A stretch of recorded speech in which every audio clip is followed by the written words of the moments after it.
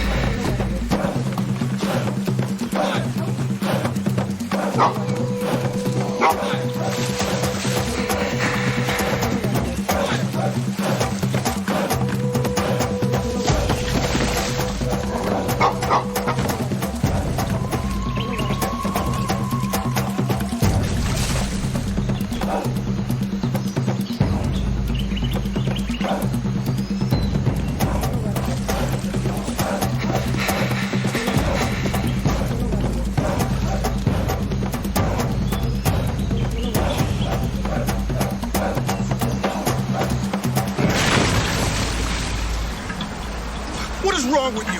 Why can't you just leave this thing alone? It's not in my nature. Get your feet off the bottom. I don't think you want me to do that. Pick your feet up! As you wish. Ready? What?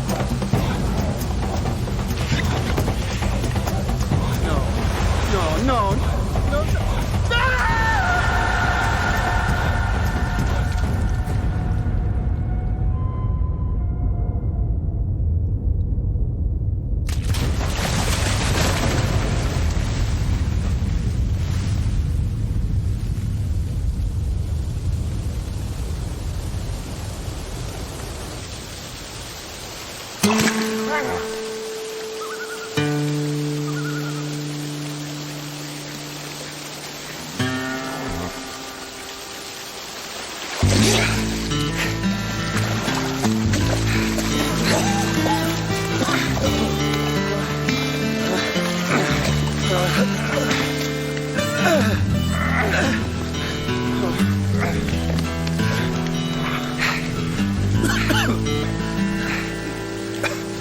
Maybe next time, you'll think twice.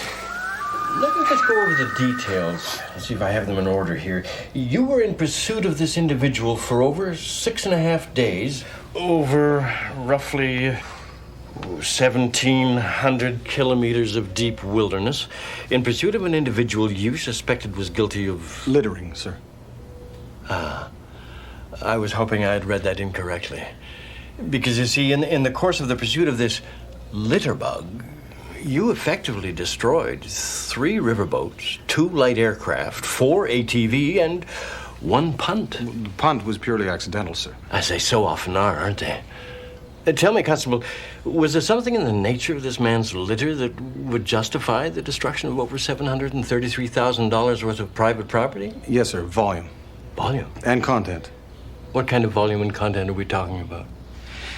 Well, at first it seemed to be domestic, a village dumping ground.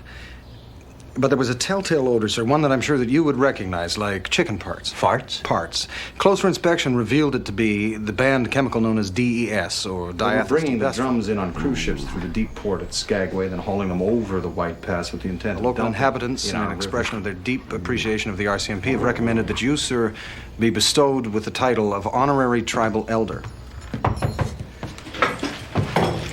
Constable Fraser, there's a call for you from Chicago.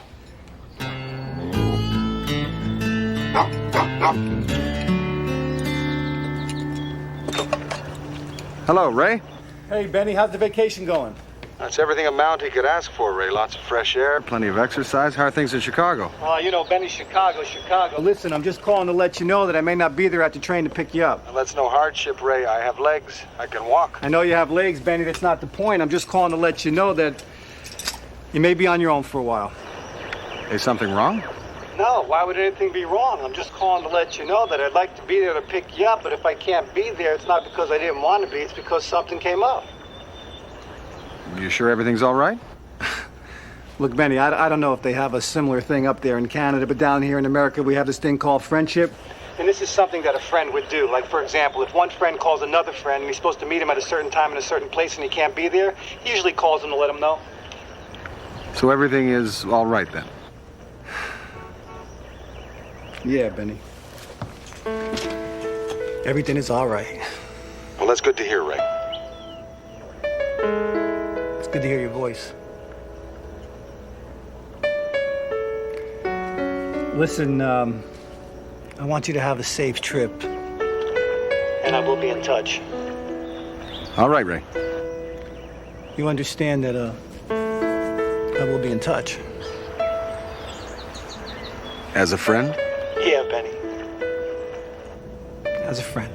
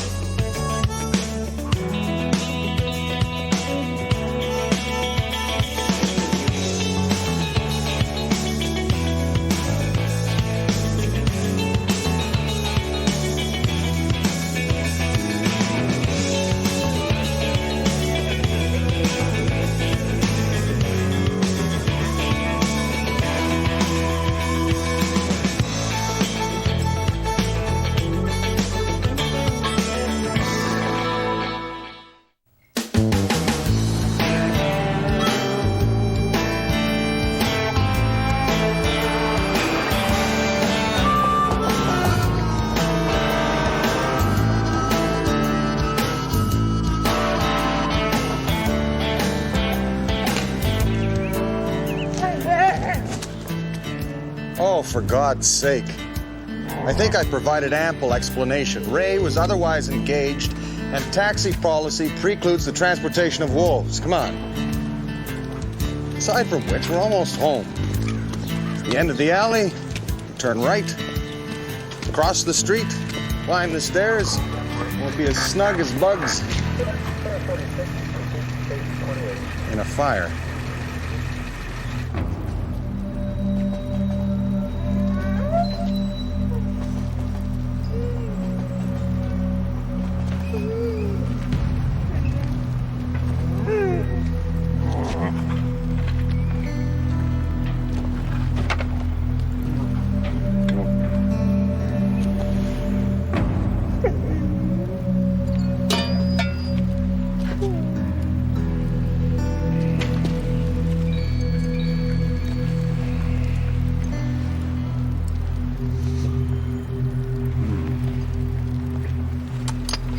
Not an easy thing to lose a home.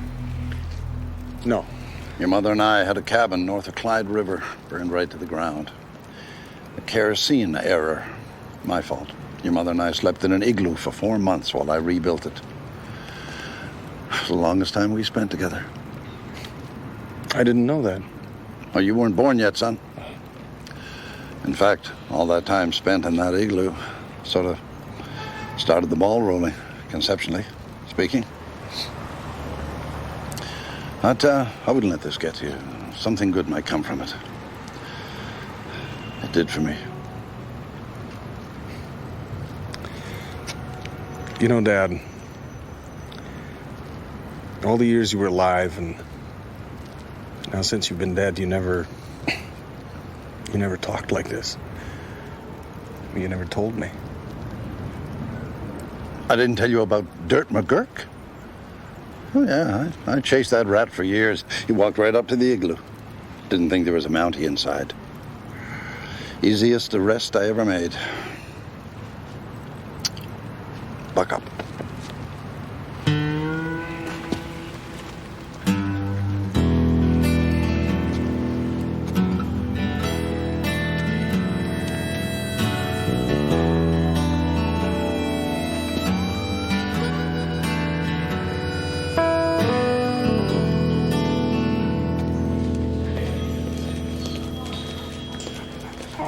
Dave.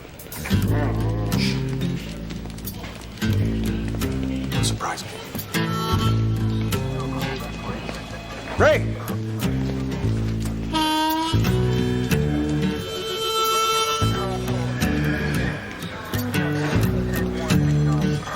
What's the matter, Pops? Something died in your throat? Not yet. Detective Huey, have you seen Detective Vecchio? You mean Ray? Yes, Ray Vecchio, the detective. No. The lunchroom, maybe. Thank you kindly. Oh, before I forget, I brought you a little something from the territories. Genuine beluga whalebone. What is it? That's a sex sign. What's the sex thing? Well, it's a very handy little device. Let's say, for instance, you're tracking a suspect. You can use this to triangulate your location. Sure, if you find yourself in a vast open territory with no distinguishing landmarks. I can see how this can come in real handy in Chicago, Fraser. I'm glad you like it.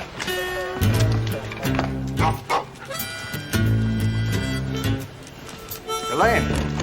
Hey, sir. How was your vacation? Oh, very relaxing. You haven't seen Detective Vecchio, have you? Ray Vecchio? Yes, the detective. No, I haven't. He's probably at his desk. Ah, well, allow me to give you this small gift from the Northwest Territories. Gee, I don't know what to say. No need to say anything. Just enjoy it.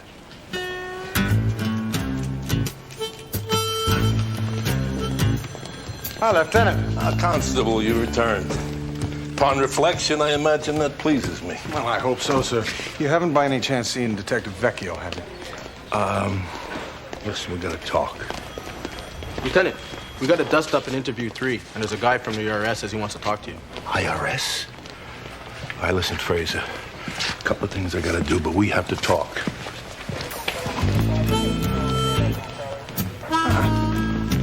Ray! Fraser! Buddy! You have a good time up there in the Northwest areas? Territories, you mean? Wilderness, huh? Exactly. Me, personally, I leave the city, I come down with this skin condition. Janie, given any thought to Friday night, be a great first date. Crystal Ballroom, the band, martinis, me. My dog has a foot fungus that needs some attention. Right. Is there a karmic chi love thing happening there or what? I'm sorry, there seems to be some sort of misunderstanding. I'm looking for Ray Vecchio. Huh? Raymond Vecchio, the detective. You talked to Welch, right? Yes, I did. Good. So we're on the right track. Look, I'm glad you're back, Fraser, because things have not been the same around here. Obviously. And you want to know why? As a matter of fact, yes, I do. Take a look back through history. What do you see? Well, any particular period of history? Nah, the whole shebang. Oh, Fraser, you found him. Good. What do you see? Over and over is this. Duets, okay? Hey, Ray, what's up? Jimmy, you owe me a fin from last week. Yeah, Think about it. Lennon and McCartney, Leopold and Loeb, the Three Stooges. Strictly speaking, they were a trio, but in my opinion, they should have dropped Larry right from the start, because you could see the guy, he just was not committed to it. Anyway, I think you know what I'm talking about. No, I'm sorry, I haven't the faintest idea what you're talking about. Partners, Fraser. Partners. Elaine, you got that stuff on the Docklands? Who are you? We're kidding around, Fraser. You know who I am. I assure you, I am not kidding around. Here you go, Ray. Files 1 through 7 in the background of the Johnson case. I'm sorry. I don't mean to be rude, but I rarely forget a face, and I am very confident that you and I have never met. Now, my name is Constable Benton Fraser, Royal Canadian Mounted Police. I first came to Chicago on the trail of the killers of my father, and for reasons that, well, they don't need exploring at this juncture, I have remained attached as liaison with the Canadian Consulate, and over the course of my time here, I formed what you would call a duet with a person that I am currently looking for, one Raymond Vecchio, Detective First Grade, Chicago Police Department. Raymond Vecchio, Detective First Grade, Chicago Police Department. Everyone here knows who I am, Fraser. How about you? Ray Vecchio. Yeah, like something off the Christmas tree? For you. Listen, what a shame about your apartment building. Homeless, huh? What an ugly word. Well, you could always move in with your friend Vecchio. I'm not at all convinced that he is my friend, actually. Oh, well, great. Then you probably won't sweat the fact that his electric blankets. Getting the family home, all nice and toasty. I have no idea who you are. But if you insist on maintaining the charade of being Ray Vecchio, it may be of interest for you to know that I have reason to believe your house is about to burn down. Look, we'll take my car. Oh, please don't tell me your car's a 1971 green Buick Riviera. Yep. Why not? Let's just play along.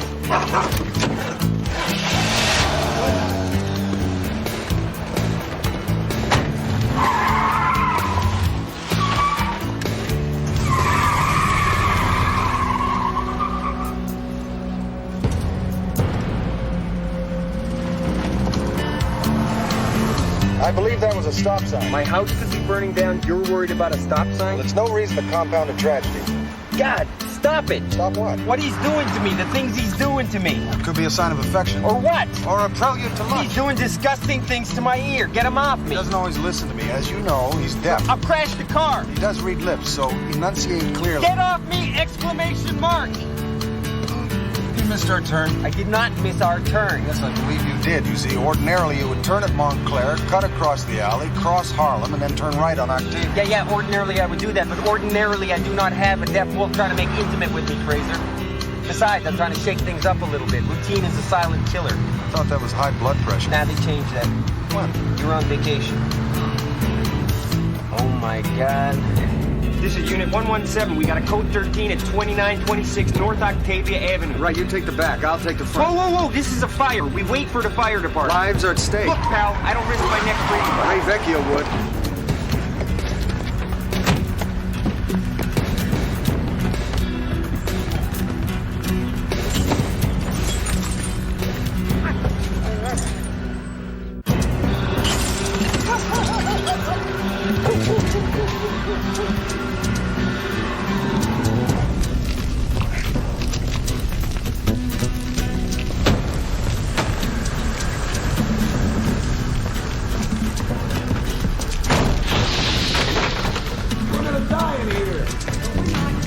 And cover your face.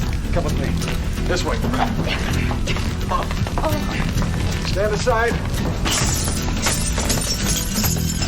Oh, Fraser, forget it. Trust me. You I trust. It's the landing that I'm so sure of. Fraser!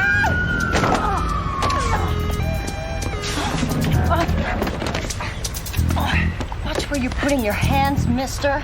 You know, I'm carrying a little extra weight. All right, I'll push.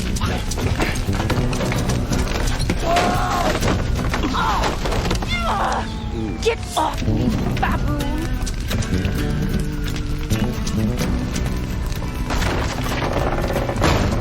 It's hot. Is this my final toasting? I wasn't aware you could feel heat. I'm dead. I'm not insensible. What are you going to do about the Yank? Well, what do you propose I do? Collect forensic evidence to determine if he is who he claims to be. Of course he's not who he claims to be. Well, there are those who would contradict you. You might be delusional. You know, you might be delusional. Oh, that's another story. Well, there you are. You there in the building? Is there anyone else inside? Yes. Alive? They are. Bringing them out now.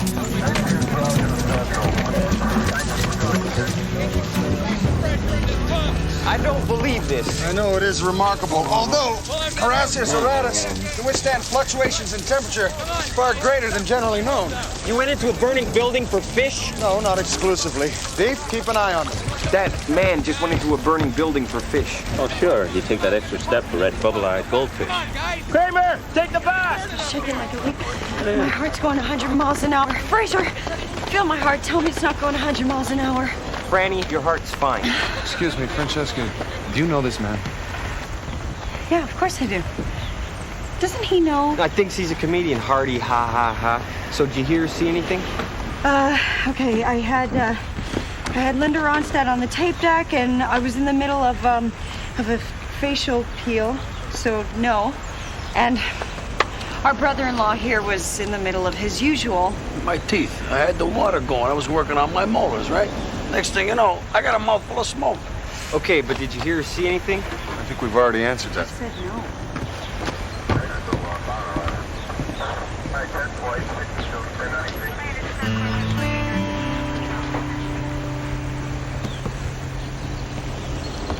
Hey, what are you doing? I don't know where you come from, but I come from this little place called America where we got this big thing called electricity. Word of advice, your tongue, electricity. Not a good mix. Okay? Come on, let's rock and roll. Hey, Fraser, you know that... Excuse me, folks. I mean, I know what you know. You know, and what everybody else knows. And all of that is, known. Do you know what I'm saying? I have no idea what you're saying. Come on, Fraser. Excuse me. Dave, let's... Before I die of waiting, Come on. you can burn down my place of employment, you can burn down my bowling alley, you can burn down my dance hall, sure. But my place of residence, I don't think so. Hold still. What are you doing? It's not important. What is important is that we try to determine who might have had a motive for these fires. You always state the obvious? I've never thought about it. Although, you know, my uncle Tiberius, who had a lifelong fascination with cabbage and its northern possibilities, he once remarked... Forget I asked. Don't bring up Tiberius. Understood. Well, that was good, though, measuring the yank. Thank you. For what? For driving the car. You're thanking me for driving the car? But, of course, one yank is pretty much like another anyway. People are not interchangeable like snowmobile parts. There you go with the obvious again. You're right about that. What I think we should do is go back through our past history as well, realizing, of course, that's not something you're equipped to do. What do you mean I'm not equipped to do? I can do that.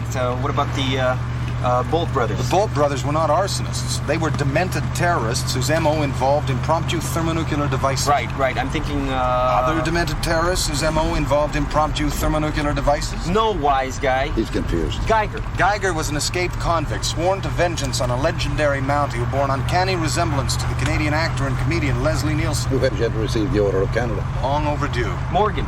Bank robbery. Herb Collin. Aging vigilante. Bodine. Gun smuggler.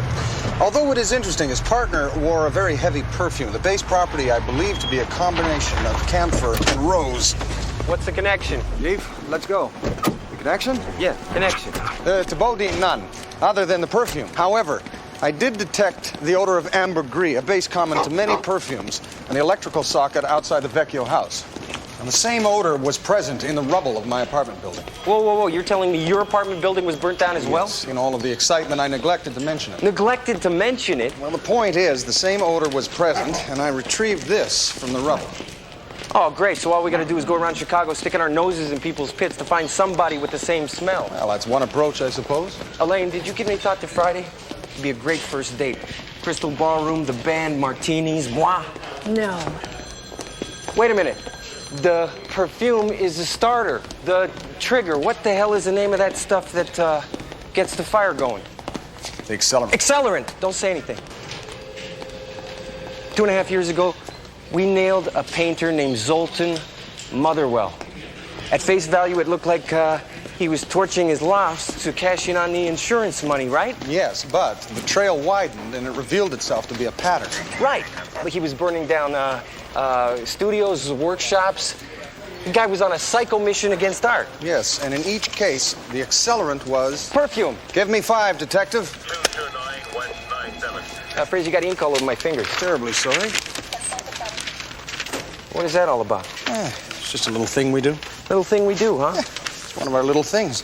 We have a lot of fun, don't we, you and I? More fun than a barrel of monkeys. Very smooth, son. Thank you. Don't thank me yet.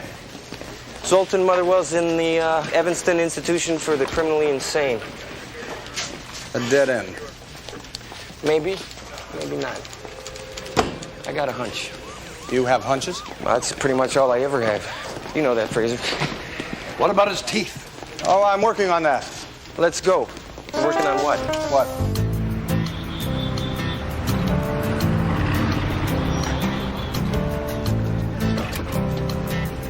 Next day. Okay, this is how we're gonna play this, Mook. You do the legwork, I'll hang in the background. You'd prefer not to be seen. I'll be seen when I need to be seen. I see. I see, what does that mean? Nothing. No, when someone says I see, it means something. Oh, what? It only takes an extra second to be courteous. Up. After you. After you. Thank you kindly. You're welcome. What do you mean? Well, what I mean is that civility is a quality often overlooked. No, not that. When you said I see, what did you mean by that? Well, Ray Vecchio arrested Zoltan Motherwell. Now, if you are Ray Vecchio, he'll recognize you. If you're not, he won't. You know something? You're a Delton Thomas. You got those files I ordered? Yeah, here you go. You see? We're like a 1-2 punch, a duet. You set them up, I knock them down. You set them up, I knock them down.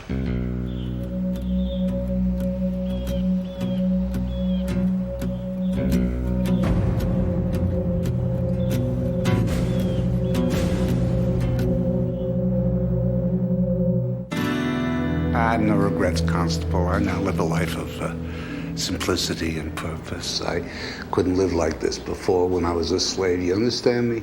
No, I'm afraid I don't. You were a slave to... To everything. Canvas, paint, dealers, galleries, fashion, falsehood. A slave. Until... Come here. Closer. Closer. I think this is close enough.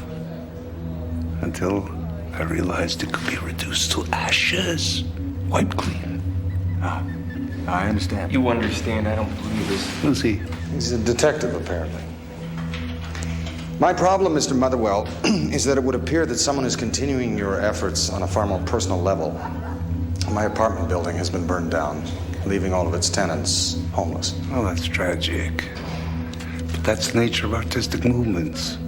I was merely the first great performance arsonist. Of course, there'll be followers, imitators, possibly schools. All right, okay, I've had enough of this. You see, my friend here, he's Canadian. He's polite. He'll let you ramble on about this namby-pamby art crap. But me?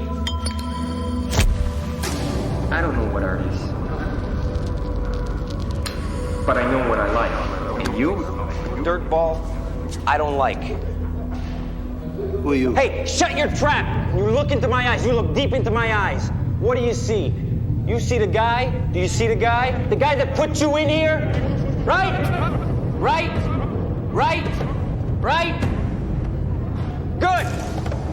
Let's talk about this copycat torch that's walking the streets. It's got your signature, which means you know the torch. How could I possibly have anything to do with this detective? I'm incarcerated. Okay, I got a phone log here. 3 phone calls made by you. 2 by payphone, 1 to 555-0188.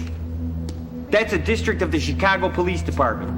My district, my department, my phone. In fact, I picked up the phone. Concerning my house. Possibly. Possibly. Visitor's log. 1 visitor, marked girlfriend, with no name. Now you cough up a name or it is all aboard for fun time and I will kick your head all over this room. I think I need to see my attorney. Sure, you'll get to see your attorney right after I break your jaw. You're gonna hit me? I think it's probably just a posture. No, I'm gonna break your jaw. But first, let's talk about your girlfriend. I have nothing to say. Gentlemen, 5. It's ridiculous. 4. He's gonna hit me. 3. I'm sure it's a posture. 2. I could be wrong. 1. No, wait. All right, what do you want to know? How about a name? Greta Garbo. A real name! Greta Garbo's a real name. She has a thing, an obsession with privacy. She changed it legally. Whereabouts? Last time I talked to her, she lived on Shooter Street, 271.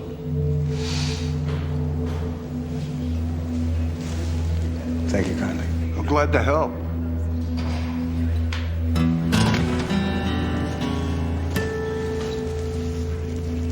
That was just a posture, wasn't it? Yeah, sure.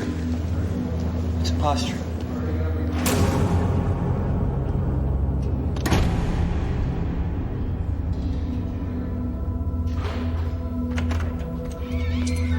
Here you go.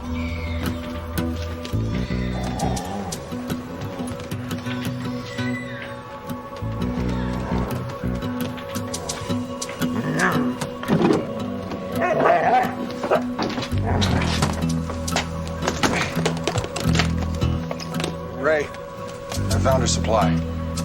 We might be too late. I think she's planning to switch countries. How to become a Canadian in 10 easy steps. Consulate. Step 1, get a big hat. Step 2, lick electrical sockets. Step 3. Constable Turnbull. Why, that's correct, sir. I am a constable, and you've reached the Canadian consulate. My name is Turnbull. Where are you going? The consulate. What, the old consulate? There's a new consulate? Attached to the consulate. Yes, as of this week, something Ray Vecchio would know. I knew that. Yes, I know who you are, Turnbull. It's right. If you know who I am, Mr. Wright, I fail to see why you're asking me who I am. I would have thought Please put Inspector Thatcher on the line. I'm sorry, but Inspector Thatcher indisposed at the moment. Turnbull. Turnbull. That man is... We better hurry. Hello?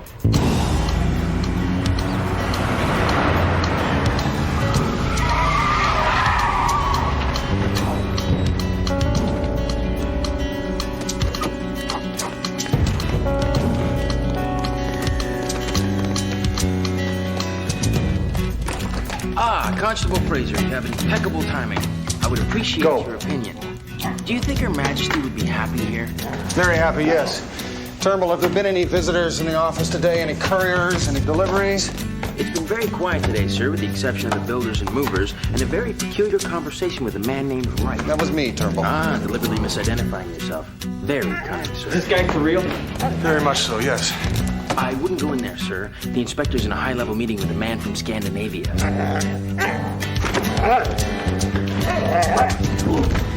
Would you mind telling me what brand of perfume you're wearing, sir? Will he bite? Only if provoked. Fraser, what are you doing? Your perfume, if you wouldn't mind. Who are you? Perfume? If you'd be so kind. Vecchio. Oh, the palm. Of course you are, Detective. Deep palm. I'm so terribly sorry, sir.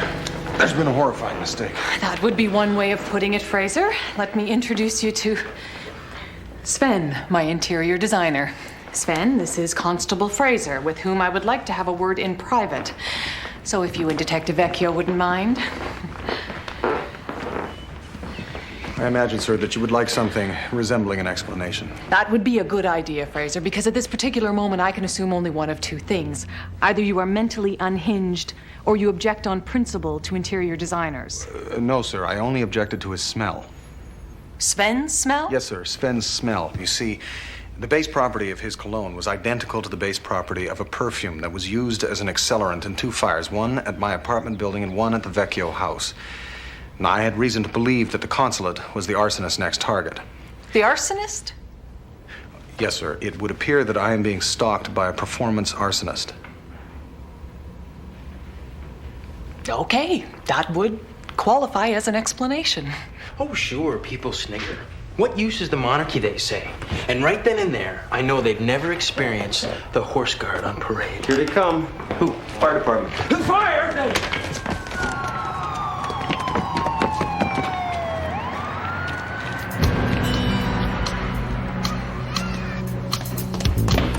Torch, she's here. May I, Yes. Thank you.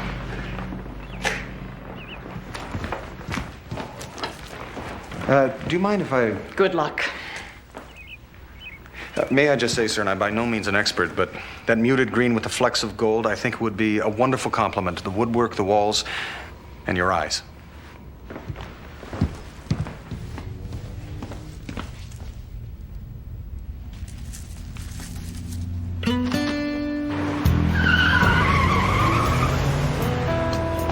Like, I don't believe it. She followed us every step of the way. Up the street from my house, at the mental institution, and now here.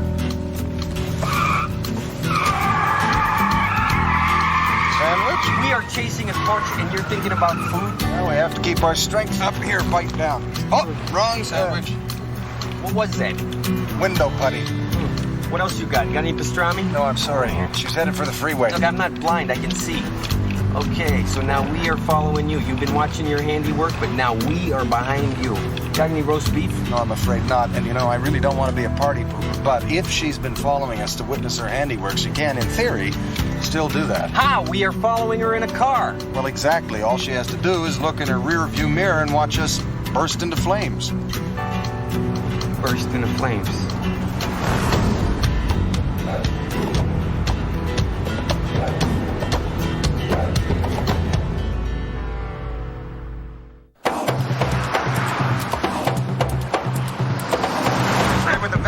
lose her. What do you mean, don't lose her?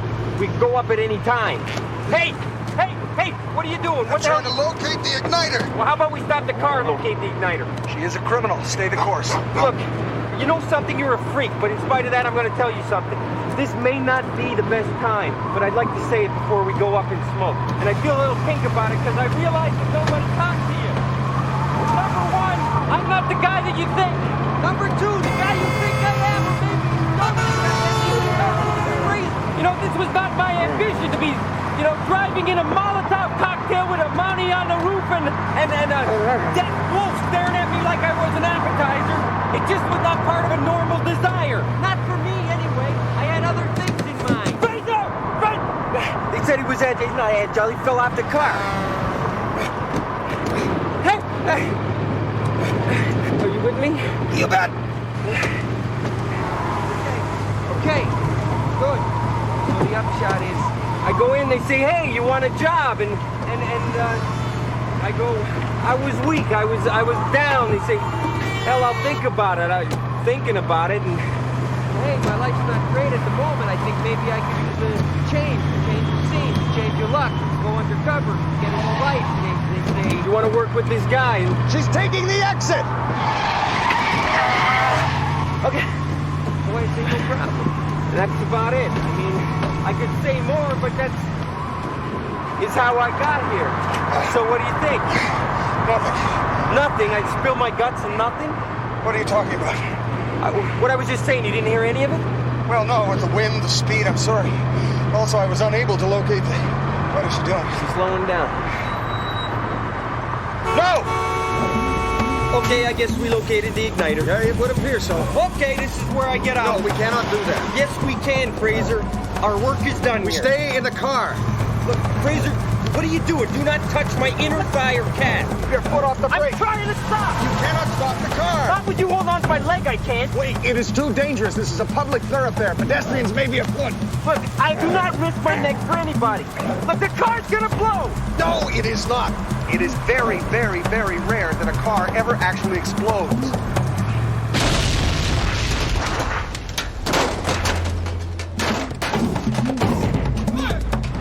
Mental note.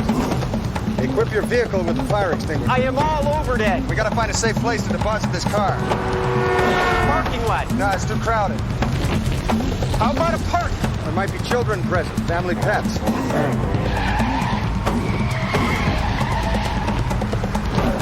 Whoa, whoa, whoa, whoa! What? Stoplight. You have got to be kidding me. No, I'm afraid not. This is a serious business. Traffic fatalities account for the loss of 41,786 American lives every year. Got it. Good thinking.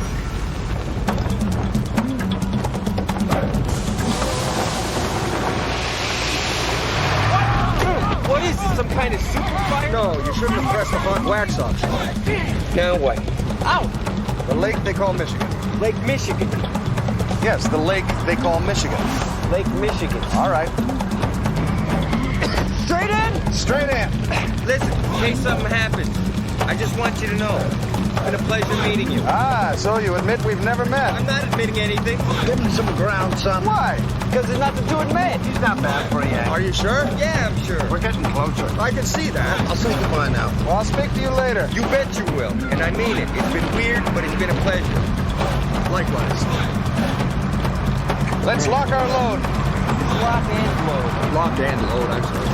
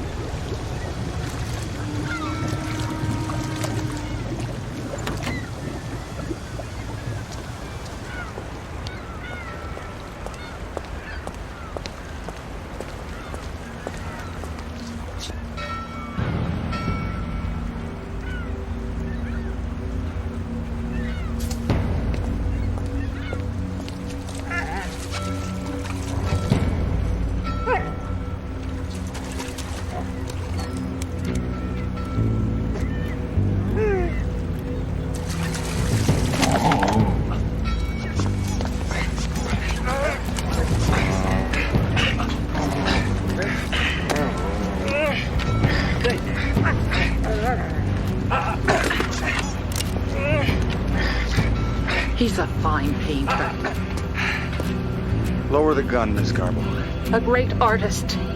Like the man said, put the gun down. And I'm carrying on his work. I said, put the gun down.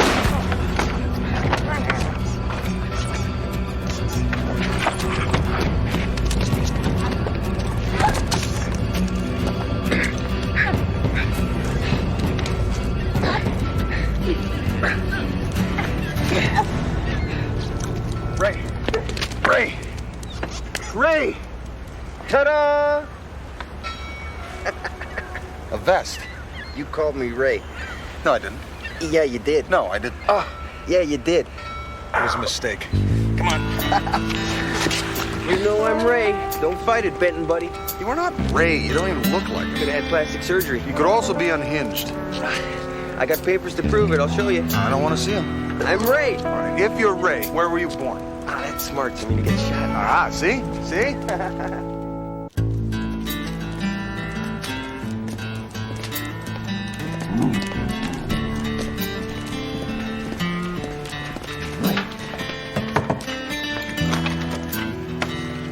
Lieutenant, if I could have just one moment of your time, I promise I'll be out of your hair before you can say Jimmy crack corn. Rudolph, would you please?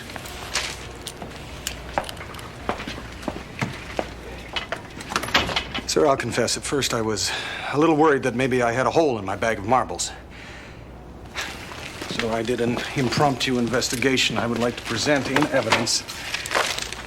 These are the registered fingerprints. And these are the fingerprints of the man in question. They do not match. This is an official dental record. This is a cast I had made of the suspect's teeth. They do not match. The shoe size is also inconsistent. And finally, as you can see, the suspect's nose is fully 7 millimeters smaller than Ray Vecchio's. In conclusion, this man is not Raymond Vecchio. Constable, you have an uncanny power of observation. Thank you. Of course he's not Ray Vecchio. I've been trying to get to you to talk to you about this. There's an operation going on. This operation comes from way up the ladder. Details are kind of sketchy, but all we need to know is Ray Vecchio has gone deep undercover with the mob. Now, to protect his identity, we have to make believe that this guy is Ray Vecchio. I see. Lieutenant, have you by any chance heard from Ray? Oh, no, and I don't expect to either. I understand. But listen, Constable, I want you to give this guy a fair shot. He's a real good cop. And on your way out, send in my accountant. Understood. Thank you.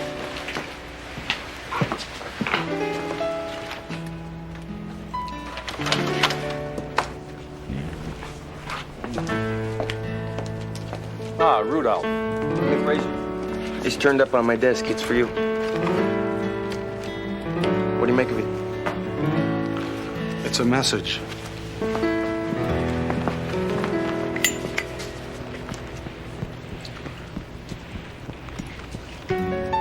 Something I should worry about? No. No, everything's all right. Everything is actually fine. Okay. Well. Hey, Ray.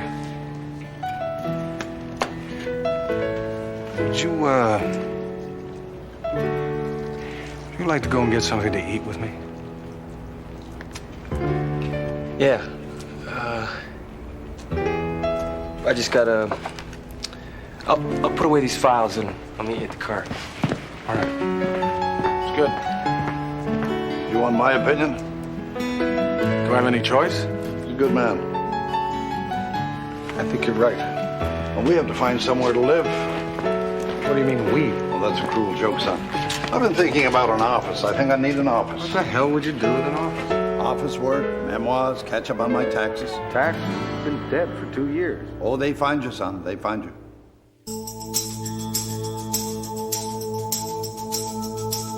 High winds, northern sky will carry you away.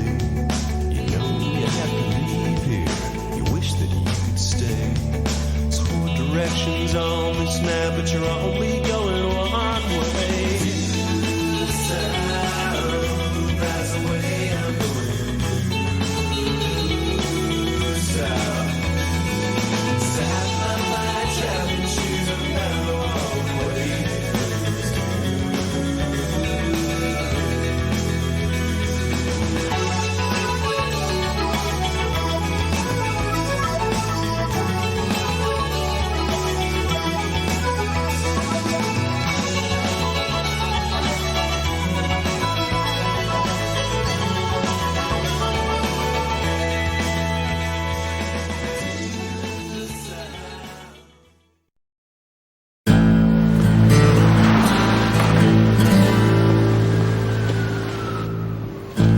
Thank you.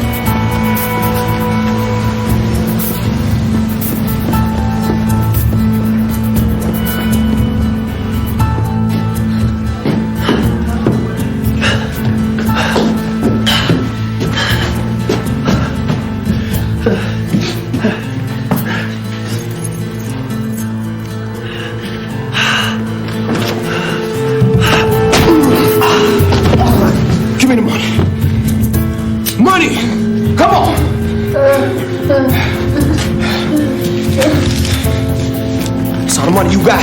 Yes. Take what you want. Just leave me alone. Keep your head down. Keep it down, you understand? Keep it down. Bye. Keep it.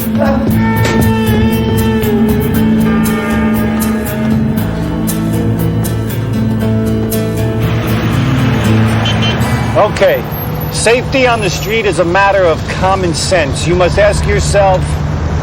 Damn, what? You must ask yourself what? You must ask yourself, is it safe to walk in my neighborhood during the day or night? This neighborhood? Of course it's not safe. It's a slum. What kind of bozo comes up with a safety tip like that? The mayor's blue ribbon panel on safety for senior citizens. Yeah, a bunch of do-gooders sitting around solving other people's problems, sipping on cappuccinos. I'm dead, Fraser. These people are gonna eat me alive. They don't seem particularly threatening, right? Old people just make me nervous. Well, you know, the aged are just like people, too. Only they're older. In the last 5 weeks, 6 of their neighbors have been beaten and robbed. Nobody can ID the guy. We got no leads, and Division sends me down here to reassure them. They're gonna rip me limb from limb. Hey, maybe I should bring the nightstick. Ray. Okay. Diefenbaker. Now, don't be selfish. I've told you, taking an hour out of your day to visit with the elderly can be as rewarding an experience for you as it is for them. Come on, when's the last time I asked you to do a good turn? No. That was different. Those were orphans, and that taffy pole was for charity. Well, I shaved it out of your hair, didn't I? It's hopeless.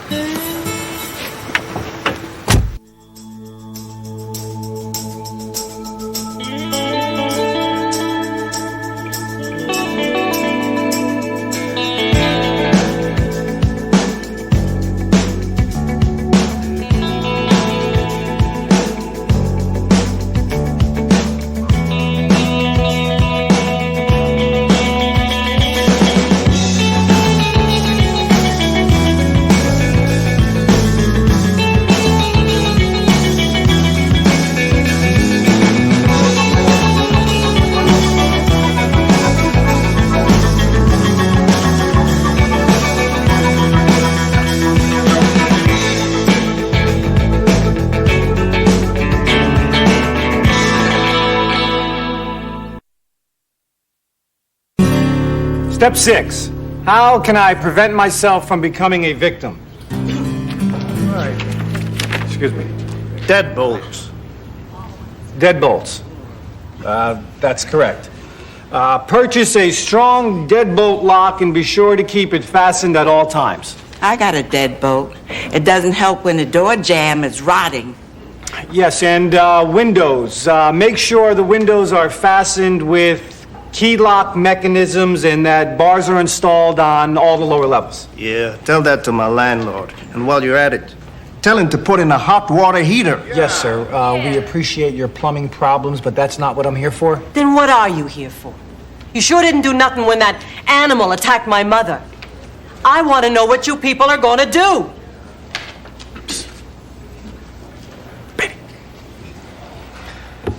It's an honest question, Ray. Well, I realize that, Fraser, but the division doesn't want me to answer it. They only want me to talk about deadbolts and window bars. Well, perhaps these people don't consider that to be a realistic solution. Damn right it isn't. Will you keep your voice down? Yes, when on the street, what is the best method of personal protection? Anyone? Anyone? A positive attitude. I'm merely suggesting, Ray, that one shouldn't allow fear to dictate one's actions. Oh, and traveling in groups is a good deterrent, and it can provide some pleasant companionship. Fraser, these people aren't going lawn bowling. They're trying to survive in an urban hellhole. Well, they can try to survive in it alone, Ray, or they can meet the challenge, but that's up to them. It's easy for you to say. Well, yes, perhaps it is. I haven't lived in this neighborhood as long as you have. Where I come from, the challenges are quite different. There are no drug dealers or pimps, and few thieves to bother with. There's only the environment. And surviving in the face of it is the challenge of the Inuit. A mother gives birth somewhere out on a glacier field, hundreds of miles from the nearest outpost, and she knows that the odds are stacked against her son even living to see the spring. Disease or lack of food, the elements. And even if they should survive, and if he should grow to be a boy, she knows very well that all he has to do is lose his footing on the smooth surface of a glacier, and that'll be that.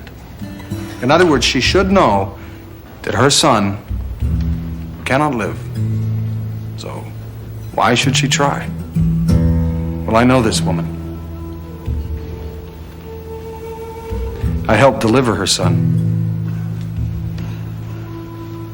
She was weak and undernourished.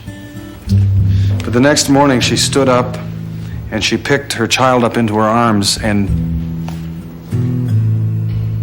she set out again into the blinding snow. And I think that was the single most courageous act that I've ever seen. This is what's wrong with you, Fraser. You see a problem and you gotta fix it. You can't even go to the men's room without stopping to tell some simple, stupid, charmingly witty Inuit story that inspires people to take on the world's social ills. Well, I'm sorry, Ray, but I fail to see how a small group of people banding together to form a neighborhood watch constitutes a form of political anarchy. Well, at least this morning they had the good sense to be scared. Now there's probably hordes of them wandering the streets doing God knows what. Ray, that's just silly. Remember, it's on your head. If one of those old people so much as slipped putting up a poster on that ice, just remember, you're the one they voted block captain. I'll remember that. Oh, what exactly is a block captain? You'll be needing these. We ordered them the last time someone tried to do a watch in this neighborhood. The guy got shot before he could get them out of the box.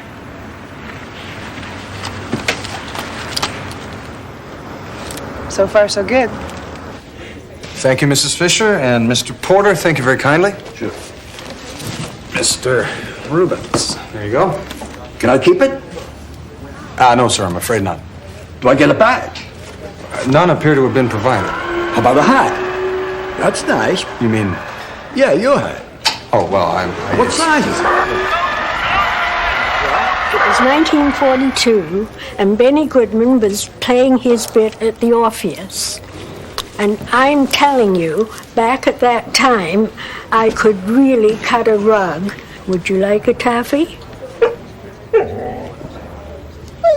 Now, if anybody bothers you, you take this, you put it to your lips, and you blow as hard as you can. Elaine. You think you can do that? Good. You ready? On 3. 1, 2...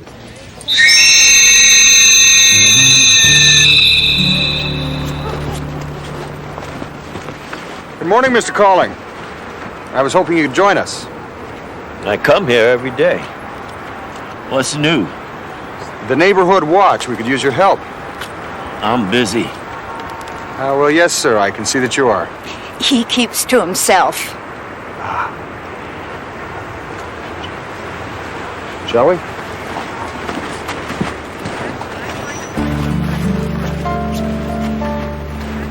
No! This is my post, 16th and Morgan. It's marked right here on the map. You're guarding my building? You twice cheated me, canasta? I didn't cheat you, old fool. You fell asleep and missed your turn. Well, the neighborhood's definitely in safe hands now. Well, you just need a little drilling, Ray. They'll get the hang of it. Yeah, right. What are you? Neighborhood Watch meeting, Thursday night. Hope you'll join us. I've double-checked every statement. I've interviewed the neighbors. I've talked to every shopkeeper on the street. Nobody's seen this guy, and even those who did can't describe him. It's like the guy doesn't exist. Well, maybe he doesn't, Ray. At least not to the casual observer. He follows people through the neighborhood. He beats and robs them, yet nobody notices him. Apparently so, but we do know he's in a position to notice them. How else would he know his victims' movements well enough to know when to rob whom and when not to? Okay, so he notices them. They don't notice him, but he's here? He has to be. Edith, I'm on my way. Edith.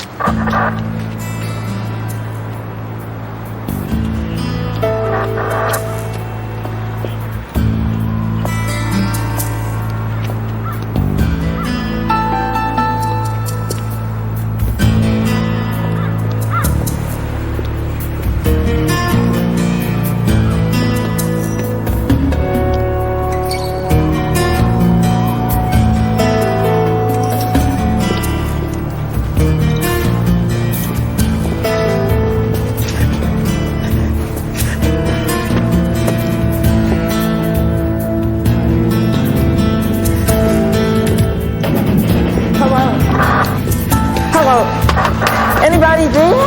Hello?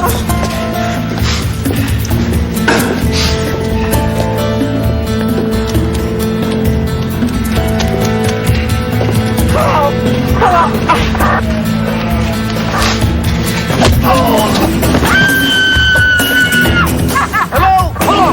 Who's there? Come in. They're screaming down on the passageway. Call the police. It's all right, Mr. Porter. We're on our way. You see this face? You take a good look. You come back here again, it'll be the last face you ever see.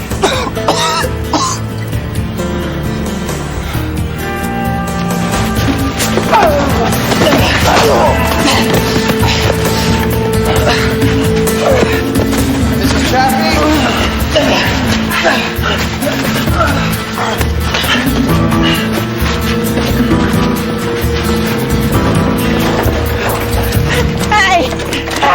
Mrs. Chaffee, you all right? Yes, he was following me. Who? I don't know, there was two of them. Ray.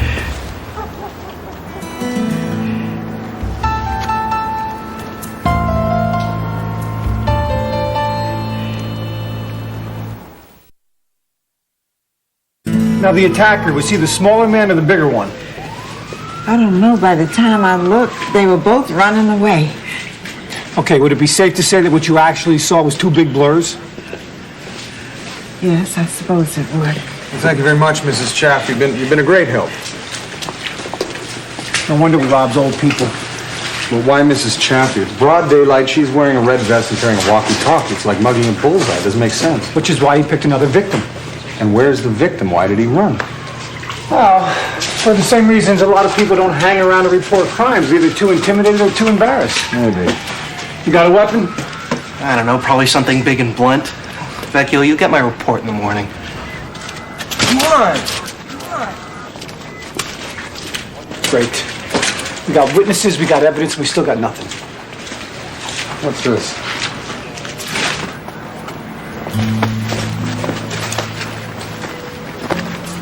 Look at this, by the right footprint.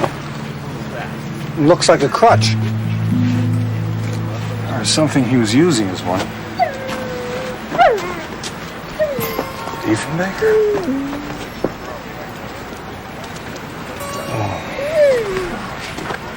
Hi, Gladys. Hello, how are you? Hi, Deef. Now, listen, I had no idea it would come to this, I swear. She's very nice, and there's a very nice dog biscuit in this for you, I promise. Come on, Corky. Deef. Oh, boy. He's so embarrassed. It's hideous. It looks like his right heel is dragging. He must have been injured in the assault. The man he attacked was indeed bigger. And I think, wait a minute. It's this way. He didn't climb it. Yeah, well, maybe his ankle is... But even a young man with an injury could step over a wall like this.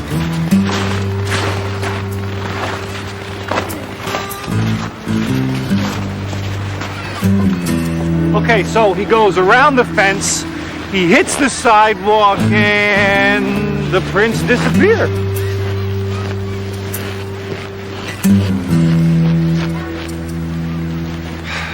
Oh, great, another dead end. Gone. Prints are still here. The crutch is gone.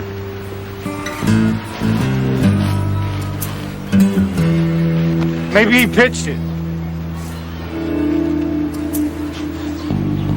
There. Oh, no, Fraser, not another dumpster. I am not getting in a dumpster with you.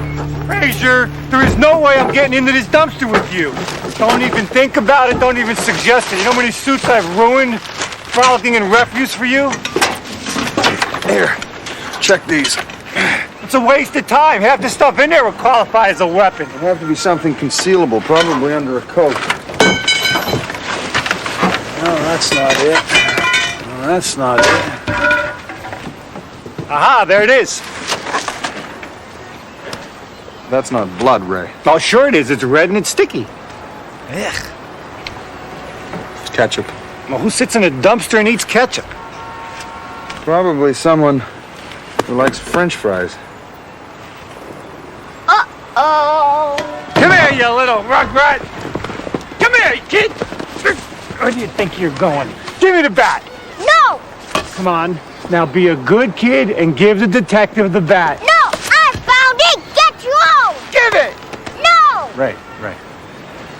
You know, children are just like people, only smaller. All you have to do is reason with them.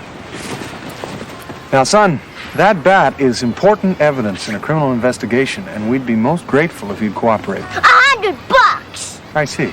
Ray. Okay, kid. Can you spell penitentiary? Let's try it together. P-E-N... Okay, here!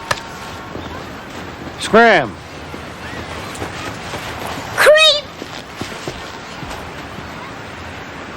I reasoned with him. Ray. Okay, I'm sorry, but I got the bat, and this is definitely not ketchup. But all the victims said the attacker used a knife. Now, why would you suddenly switch to a bat? Who cares? This is evidence, okay? We match up the blood type, we get lucky with a print, and we got ourselves a thief. I was wrong. No, you weren't wrong, Fraser. Come on, we got a crime and we got a weapon. I tracked the wrong man, Ray. The man with the bat is not the thief. Oh, come on, Fraser, don't do this to me. Wait up for me. He waited here. The snow melted and then refroze under his feet. An hour, maybe longer. You live to do this to me, don't you? No sooner do I find a piece of hard evidence that may actually put an actual criminal in jail. Well, I didn't say the man with the bat isn't a criminal, Ray. He just didn't commit the crimes you think he did. Oh, I see. I bet you it's that hero thing. One flub and you think you have to overcompensate. Now look at these footprints. We know from the victims that he only preys upon the weak, and yet this man, the man he attacked, has long, agile strides, whereas this man, the man with the bat, he walks with a limp. He couldn't even jump a fence to save himself, Ray. He's old. Now, why would an old man try to rob a man bigger and stronger than himself? Maybe he felt threatened by the bigger guy. Maybe. Maybe this was his solution. A vigilante. I send you out to solve a simple string of robberies, and you bring me a vigilante. A senior citizen, no less. Lieutenant, the responsibility for this is entirely mine. Oh, I'm sure it is. You know, just once I'd like to have somebody besides a Mountie come into my station and confess. Sir, I encourage these people to not allow themselves to be intimidated. Now, I had no right to compare my experiences to theirs and offer up solutions to a problem that was far more severe in their minds than I could possibly anticipate. That might be so, Constable. But before you put on the hair shirt, none of this would have happened if Detective Vecchio would have found the thief before some little old man. He's right, Ray. Oh, thanks, Frazier. No. About the little old man. He waited for the thief in the park, which means he knows the thief. He knows his movements. So if we find the vigilante, we find the thief. Thank you very kindly, Lieutenant. And as usual, our conversation has been extremely helpful. I'm so glad, Constable. Also, sir, I think you'll be pleased to know that I've taken the liberty of officially reprimanding myself. Good. Put it in the file with the rest of them. Get out of my office. Yes, sir. I thought the thief was somebody nobody would notice. He is. Unless you were patient and had plenty of time on your hands and he didn't notice you noticing him. So now we got two people noticing? You'd have to have a clear vantage point, somewhere with a view of both sides of the tunnel. Here. Frazier, old people do not sit outside in this weather, and if somebody did, he'd be noticed right away. I come here every day. Where's your coat?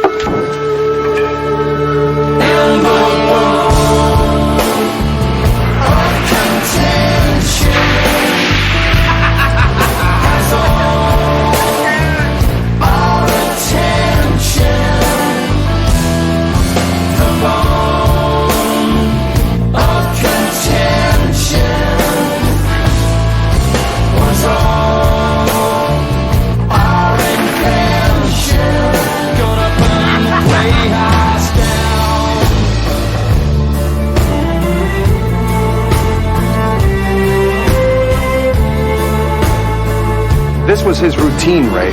Nobody questions a man who keeps to his routine. You can't arrest Herb Colling for playing chess. A bruise on his forehead. I should have realized. You're not a mind reader, Frazier. You're just a Canadian. Come on, maybe we'll get lucky and he'll blurt out a spontaneous confession.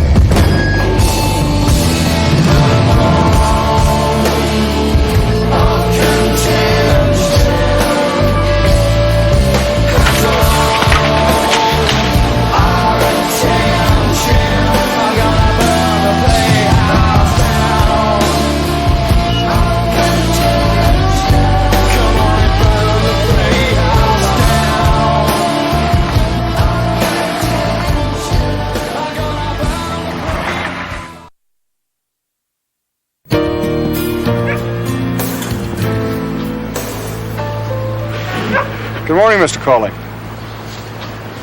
Do you mind if I... Public park. You know, this park was created after the Great Fire of 1871. The mayor at the time, Joseph Medal, dedicated it to all the citizens of Chicago to enjoy freely and equally.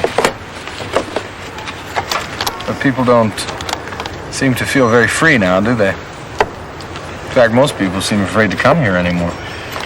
I'm not afraid. No. I need your advice.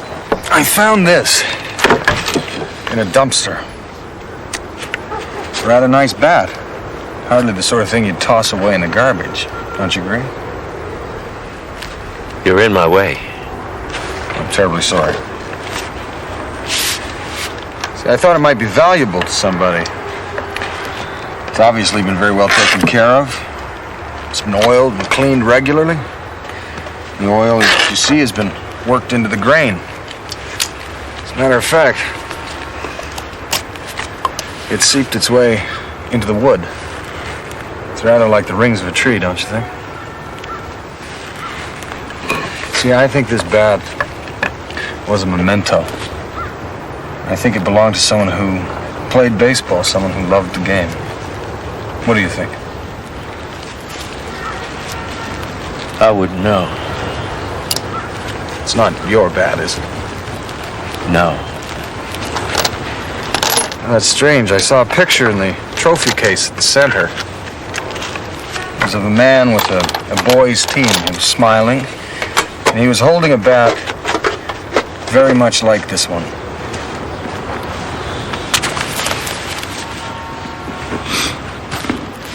This was a nice park. 40 years ago, people came all over from the neighborhood.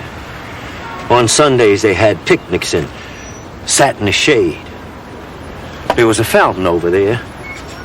Kids used to take off their shoes and wade in it. Splashed everybody. Made a hell of a noise. It was full of life. But look at it now. When the muggers and the junkies came, the people didn't fight back. They hid inside their homes, behind their doors. Until finally, one day when they tried to come out, they couldn't. They just couldn't. Now, it's not much, but it's my home.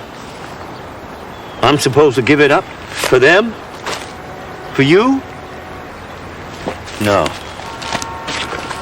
Not for anyone. Mr. Calling, this bat has been used to hurt people. Now, maybe they deserved it, maybe they didn't, but that's immaterial. The law simply does not allow us to go about hitting each other over the head with bats. Now, if he tries again, I'll be watching.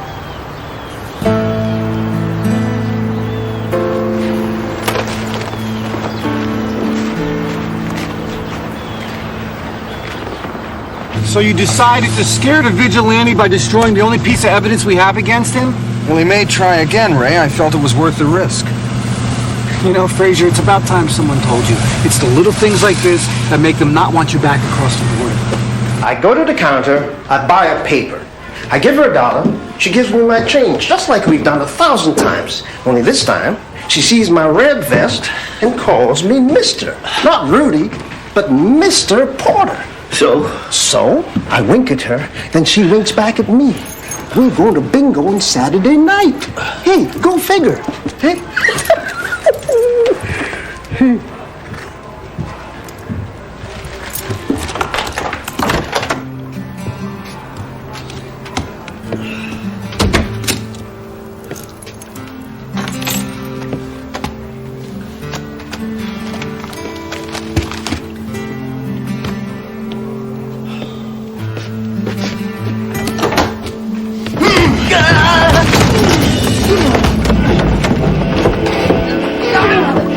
This is Unit 17. We got a problem at Parkview Towers, 3rd floor. Copy? That's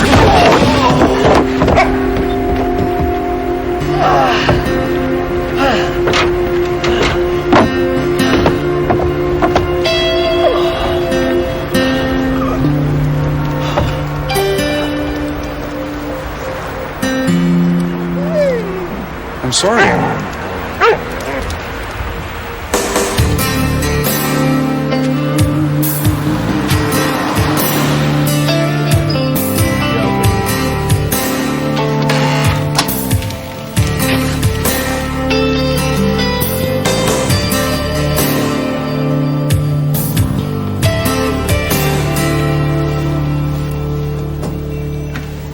Turn left.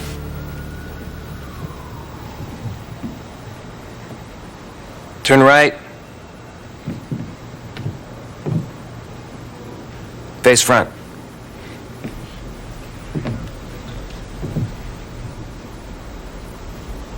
Do you recognize any of these men, Mr. Collins?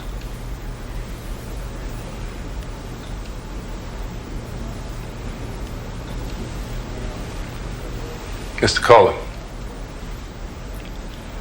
No. No, the guy slammed the back of your head into the wall repeatedly. Don't tell me you didn't see his face. Vecchio.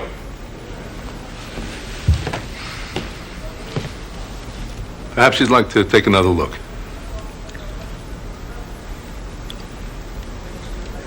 I've seen enough. All right, cut him loose. Cut him loose? Lieutenant, you can't cut the guy loose. This won't end here. He knows where you live. He knows you've seen his face. It will end. And someone may die. So be it. You know, Mr. Calling, you had the strength to swing that bat. You must have the strength to put it down.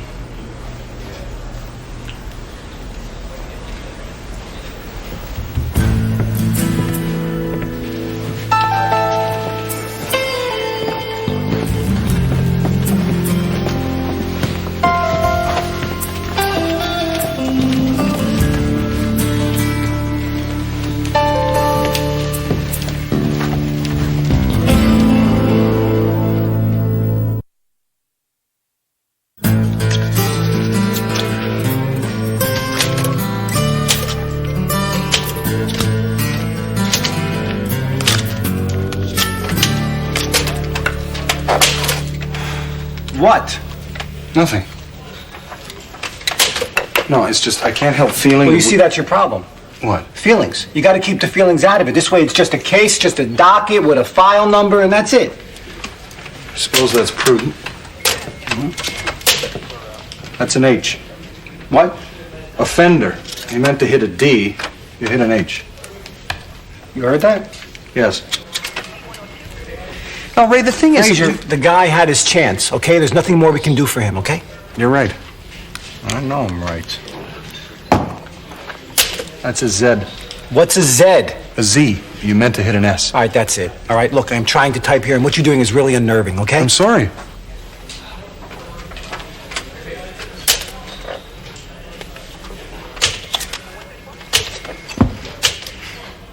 Look, you don't know what the guy's gonna do. Maybe he learned his lesson. Ray, he's determined and he's desperate. And he doesn't want our help.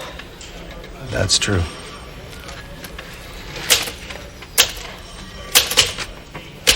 Don't even think about it. I was gonna compliment you on your spacing. Oh, yeah, right. I was. All right, come on, look. Maybe we can't help your friend, but the least we can do is sit on his playmate. Here's your ID back. You check out just fine. Now, there's normally a 3-day cooling off period, but you look like a reasonable man, so in your case, I think we can waive it. But you're not going to go out and shoot someone, are you, sir?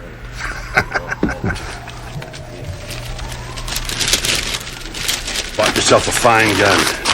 If you have any trouble, just give me a call. Thank you.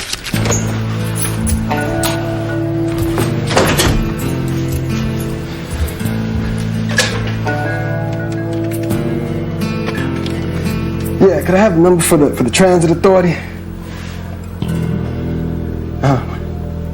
Okay.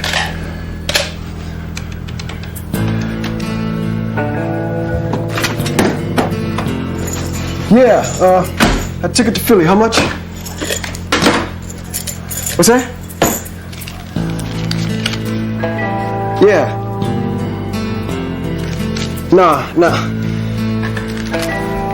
Nah, I ain't got no credit card. Nah, forget it.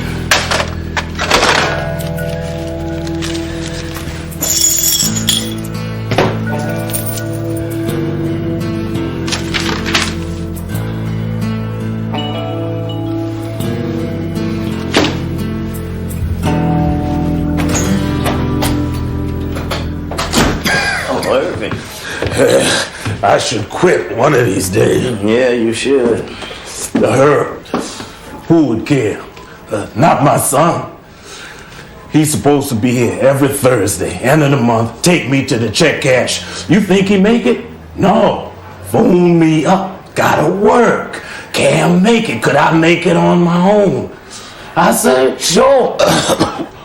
Isn't that what I've been doing the last 70 years? So I'm off.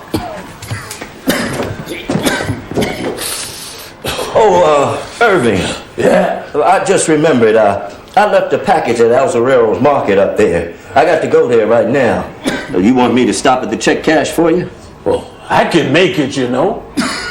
Yeah, I know, but no need for both of us to make the same trip.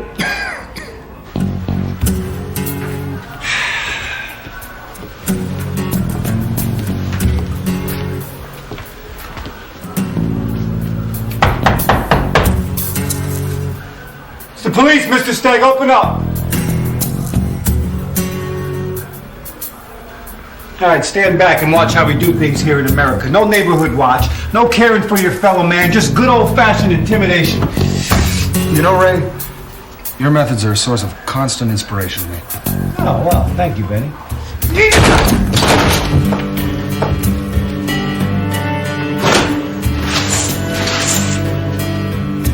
Look at this guy. He's a junk mail junkie.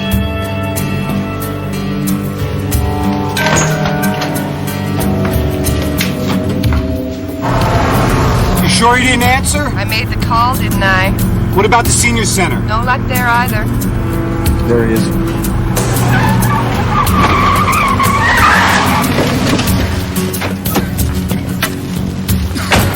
Mr. Calling? Herb. Where's Herb? He went to the check cash for me. Yeah, but that's his code. He asked to borrow mine. Said he needed it for something. What's wrong?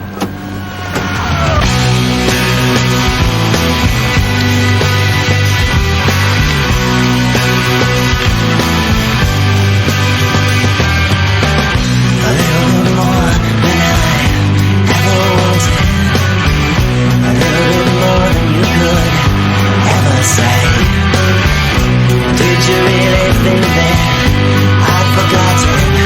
Kicked out the windshield, water coming in. Fade away, fade away. Oh, push just a little too late. Is this what you want? What you need? Is this what you wanted me to be? Always love me right to you.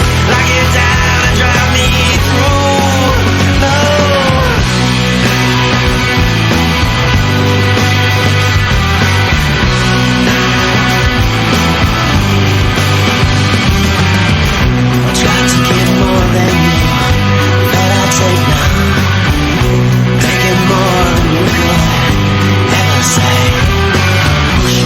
You kick me in the head, you knock me down, I rip the handle up again. I want more miss, fade away, fade away. Push just a little too late. Is this what you want, what you need? Is this what you wanted me to be? Always love me strapped to you. Lock it down and drive me through.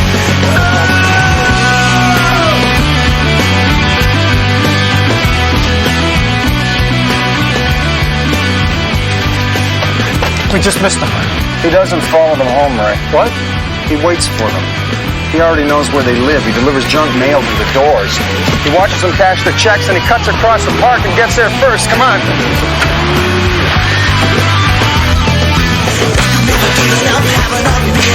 could never stand to stay there.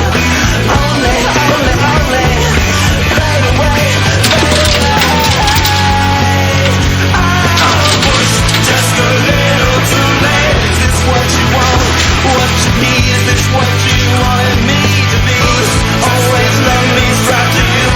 Lock it down and drive me through.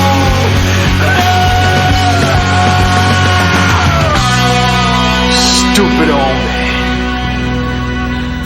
Huh? Ray, Gates. I know. You ain't gonna shoot me, man. You're too old, man. You can't even see.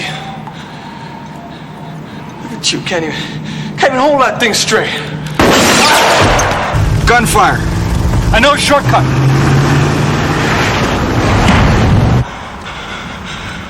You don't like that. You're frightened. I can take your money. I can take your life. You don't know which. Which one should I take? No. Take it. I don't want your money. Ray, Sapling. Where? 12 o'clock. Got it. Take it! Take it, man. Come on. There. Take one.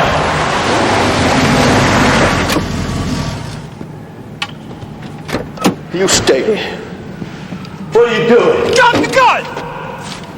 You are intending on shooting this man, aren't you? Good evening. Frazier, what are you doing? Well, I thought I'd let him shoot me, Ray. All Mr. Colling has to do is shoot me, then he can shoot him. Oh, as long as you got a plan. Get out of the way. It's him I want. I just want him. No, I understand. I understand. After all, he attacked you. He stole your money. It's perfectly reasonable. That man is evil. And the boys you attacked, what about them? It's not the same. Oh, it isn't? Oh. Well, now, you see, now I'm not so sure that I follow you. I thought it was people like them that had taken your neighborhood away from you. And I thought you wanted to take it back. Now, you see, Mr. Colling, from now on, you will have to decide who's good enough to walk on your streets and sit in your park. You will have to decide who should be protected and who should be punished. And if someone should just happen to get in your way, someone you disagree with, well, then you will have to decide whether they deserve to... Oh, now I see. Now I understand. If you kill him, then he can never walk on your streets, he can never hurt another person, and he can never sit in your park ever again. I see your logic. It's airtight. Right, well then, he's all yours. Hey, freeze!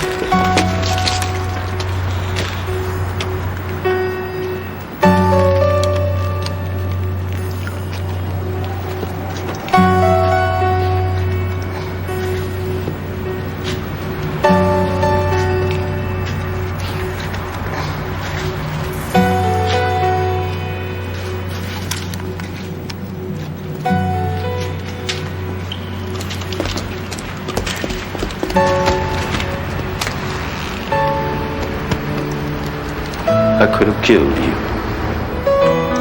Yes, I know. Good plan, Benny. Well, actually, I was just kind of making it up as I went along with it. Not you, Frazier. Yeah, really. Oh, imagine that. Come on, Mr.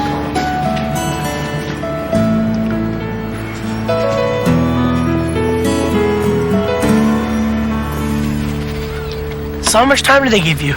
6 months community service. You? 5 months suspended. Hey, I'm just a kid. Play. Why are we sitting out here? It's freezing. Because I like it. Did you know there used to be a fountain over there? Who cares? Well, I do. You sit here long enough, maybe you will too. Play. I've packed his sweater and a nice new tam o' shanter. You know, he loves it so. Well, thank you, Gladys. And I'll see you on Saturday, Corky. Well, it's just for an hour. All right. Half an hour. All right, 10 minutes, and then we'll burn the tam o' shanter.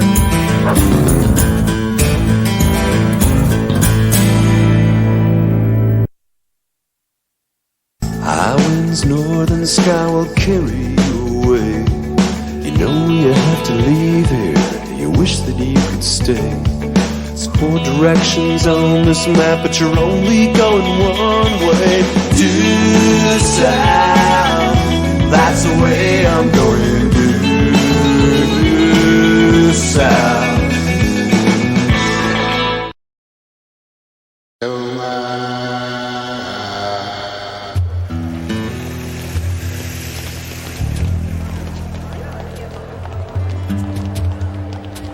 No, I'm quite certain. I don't think so. No, I'm certain. Look at that rock. Which, the one shaped like a wolverine? It's not a wolverine, it's a otter. Oh, it is. Well, nevertheless, it is here that we saw the 3-legged cougar. No, it's here we saw the cougar. Here is where Lipolis Mulcahy got his mouth frozen to the side of the portable toilet.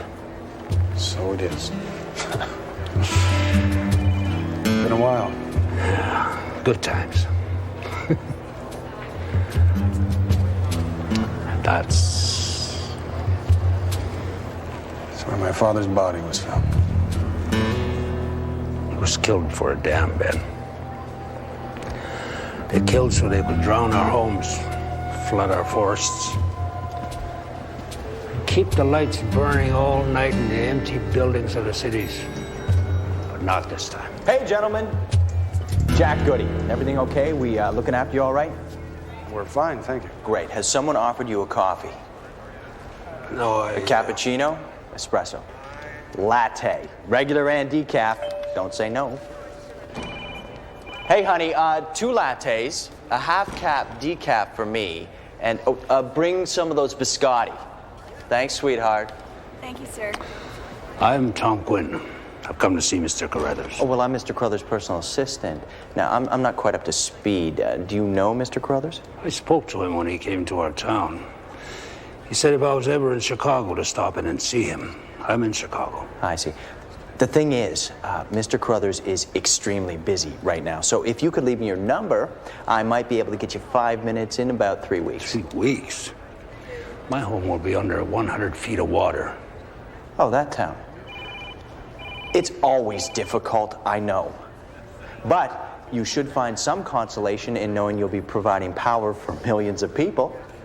Now, my advice to you, sir, you should go home and move. You can't stop this. It's been approved. We put it to bed. It creased the sheets. We've spent millions. The people have been talked to. What about the caribou, the elk, the beaver? Did you talk to them? Because they too can talk. You know, when I was a kid, I used to think cows talked. But when I grew up, I realized all they said is moo. Hey, there she is. Listen, fellas, I gotta fly. Thanks for dropping by, and leave me that number, okay? Ciao. Quinn. Caribou, the elk, the beaver, they too can talk? I've been getting into this native roots thing, and it seems to work. Besides, I thought the Tonto Act might impress that little jackass. Get down! I said, get down! Down! 5 seconds. All right, move. Go. 10 seconds. Pearls. Get the pearls. 15 seconds. Go. 20 seconds. Move. 25, let's go. Come on. Come on, let's go. Enough, let's go. Come on, let's go. Come on.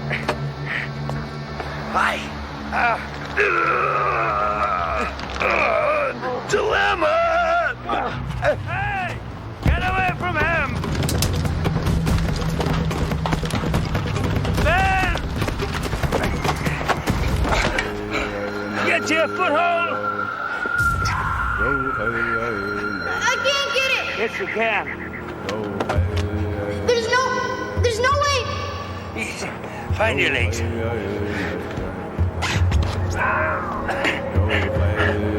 my hand, boy.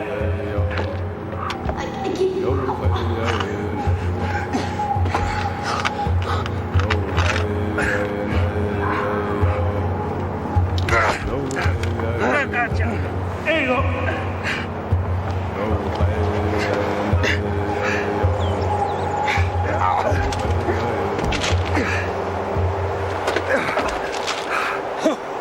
That's a long way down. Sure enough.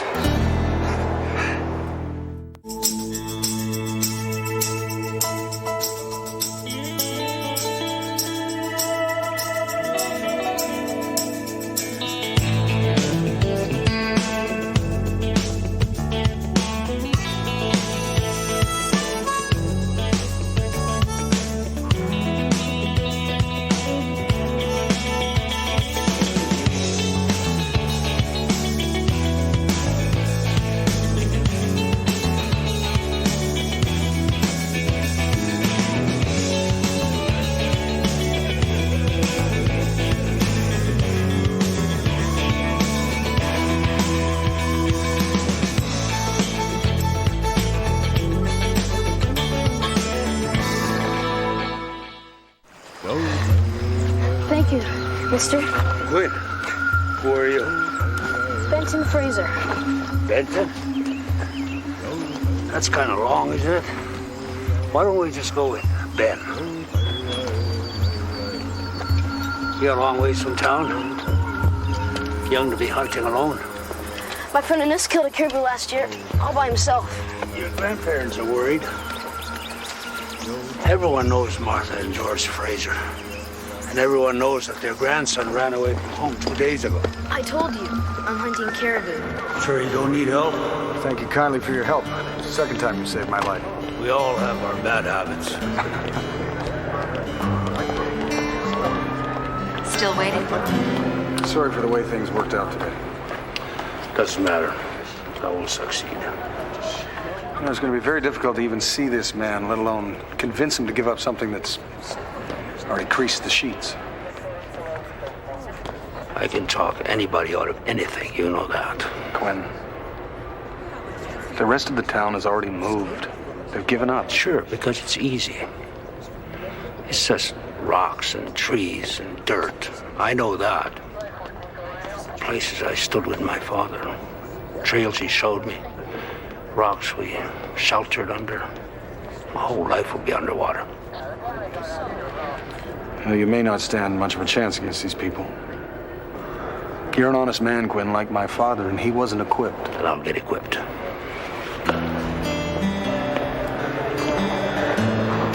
You okay? Yeah, I'm fine. You want someone to take a look at that? No, Quinn had some powdered horn, thank you. That's good. I left my powdered horn in my other jacket. So how'd it go today?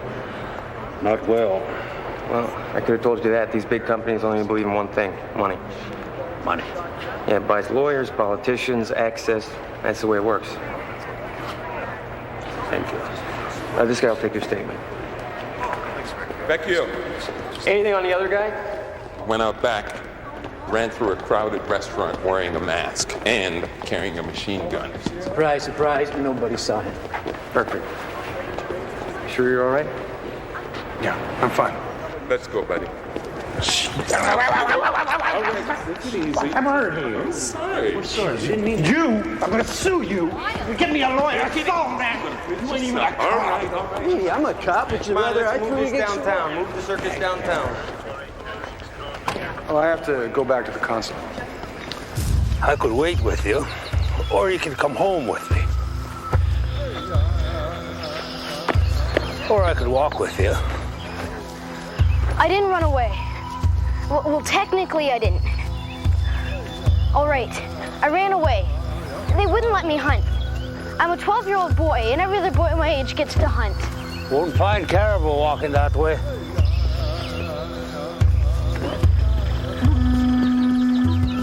You guys have pulled off 5 high-profile jewelry robberies in the last 3 weeks. Now the media's getting all excited.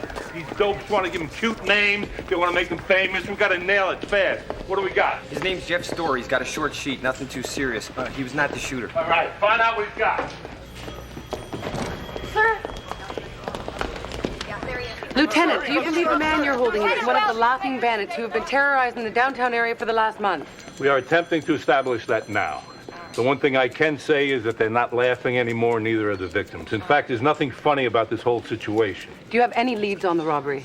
Oh, the lab boys are working on that report right now. Why don't you field this one, Harding? We'll be issuing a statement at the appropriate time. Did you recover the jewels? Oh, God, no. The other guy left with the jewel. Thank you, Miss Vecchio. As I've already said, we'll be issuing a statement when we have more information. That's it for now. Look, you are not doing yourself any favors here. Got your cold. A felony, 2 priors. This could be strike 3. Oh, come on, man. Those other beefs, they ain't nothing, man. They're jokes. I don't think the judge is going to be laughing because what I see here is a pattern of escalation. They're going to want to put you away for a long time for the good of society, that kind of thing. Look, come on. Cough up some of that dirty cheese. Look, you're doing 18 to life and your buddy's whooping it up in Monte Carlo or something. You want to be the fall guy? You want to be the fall guy? Come on, give us a name. You give us a name, you'll get 6 months tops. His lawyer is here. Okay. Think about what I just said. Talk it over with your lawyer. 6 months.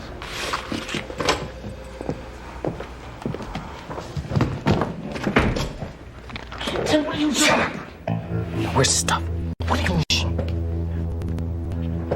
They said Manishi didn't have it on you. Huh? Did they offer you a deal right here for me? Right? Huh? Huh?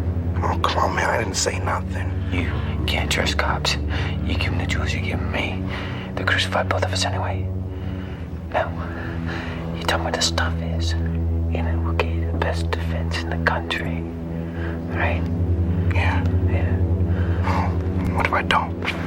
I'll kill you. Whether you're in jail or I'm in jail, or we both are, I will find you, I will reach you, and I will kill you. Understand? Right. Hi, Ray. Where's Quinn? He's at the power company. Oh, I don't get him. He's like talking to a tree. Well, you know, this is the first time Quinn has been south, and I imagine he's feeling a little humbled. You see, in the north, he's a living legend. He's a brilliant man. He's very articulate. He's forceful. Well, he's not to mention positively a genius in the identification of scat. Let's get a coffee. Scat, you mean like jazz singing, that? No. Scat is in droppings. Oh. Well, it's a very useful attribute, Ray, particularly if it's 40 degrees below zero and you need to find the nearest beaver lodge. That doesn't come up that much in Chicago, Fraser. Well, no, and I fear that's part of Quinn's problem. You see, very few of his considerable skills are of any use to him here. Well, why is he your responsibility? Well, because he's my mentor. He's a guide. I've known him all my life. You want a coffee? Mm-hmm. Well, I've known a lot of people all my life, Fraser. It doesn't mean I gotta look out for them. What about your family? Well, there's my mom. I guess she's a responsibility. And your father? My dad was a great guy. Did all the, great dad things. Took me to ball games. Showed me around a card table.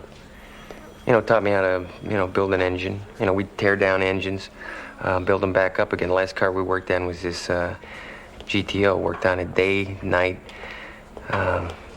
Painted it black, jet black, 6 coats. Loved that car. You don't feel he was a mentor? My dad slaved away at this meatpacking plant, and he wanted me to go to college. He said, he didn't want me to have the stink of dead animals all over me. And I dropped out. I went off to the academy. The day I graduated, almost killed him. He said, you're gonna have a stink on you. All the same, bad people. What kind of life is that? And he moved off to Arizona. And I haven't, I talked to him. No,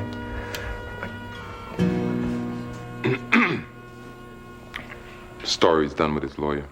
Okay, good. Round two.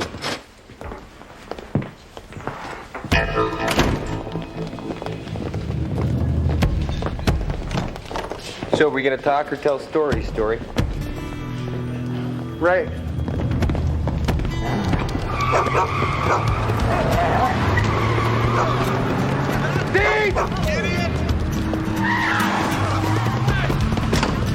Fraser, what's with you?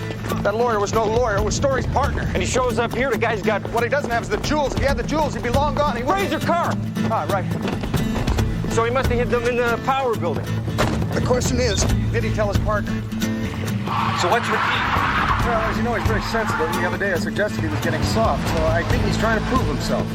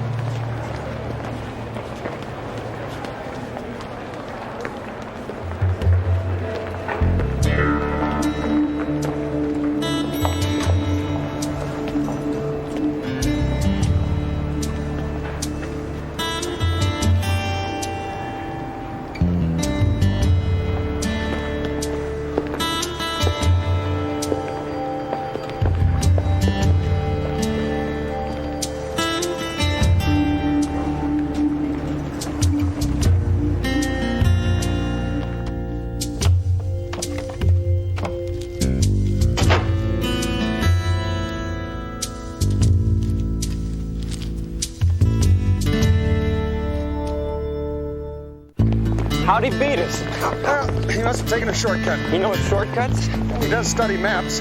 What kind of maps? Road maps, street maps, topographic maps.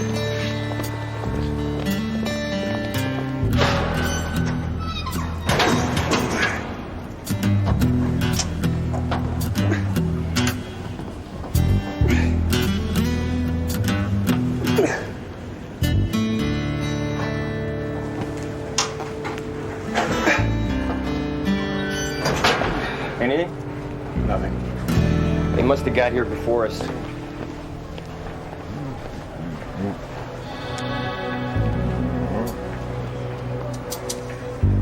Somebody did.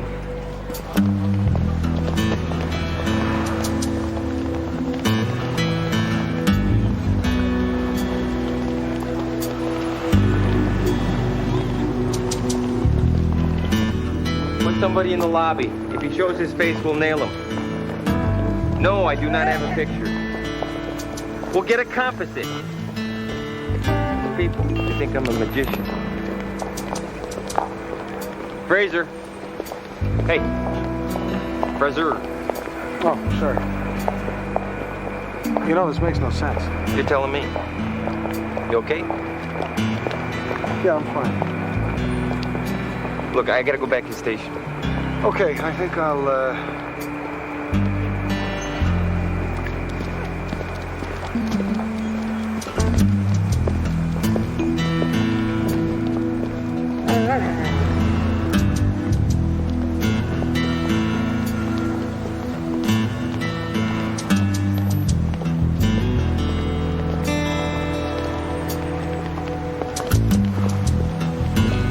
Known felon walks into my police station, walks into my interrogation room, and starts talking shop with one of my prisoners. What the hell is this, a drop-in center? No, sir. Get the desk sergeant here right now. Hello. What the hell is going on here? Cannon, let me see some ID. ID right now. Hey, you think this is funny? You should hope for the next 20 years your party's in Vegas with $2 million. Hey, that's funny to you. This is my client. Keep your pants on, Counts. All right, move him to room 2, okay? Get our friends to coffee. Come on. I want Prince in here. I want the whole thing dusted. Francesca! Oh, okay. I'm right here. Look, find me a judge. I want a warrant for this guy Story's apartment, his car, his locker at the Y. And I want to know as soon as Perry Mason's finished with him. Okay. God, I'm buying earplugs for this place.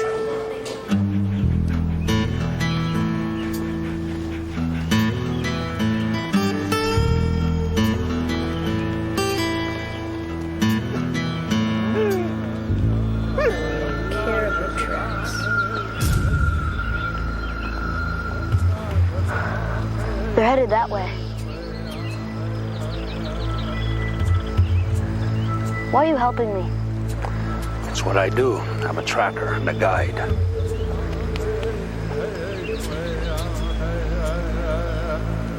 Came through yesterday. We have to go fast. How can you do that? It's part of the story. What story? Everything here has a story to tell. What's passed by, when, how, but you have to be open to hear it. Yeah, but tasting things off the ground, isn't that kind of disgusting? Not for a good tracker.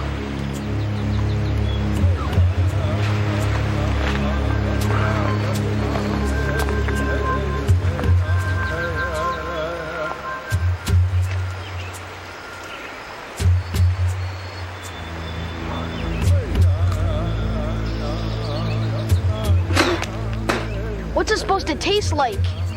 Oh, I don't know. I wouldn't put that in my mouth.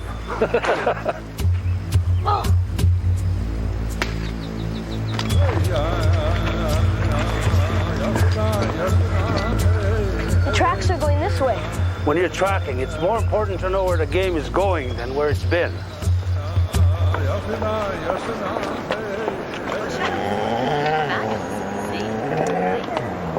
Oh, don't be so silly.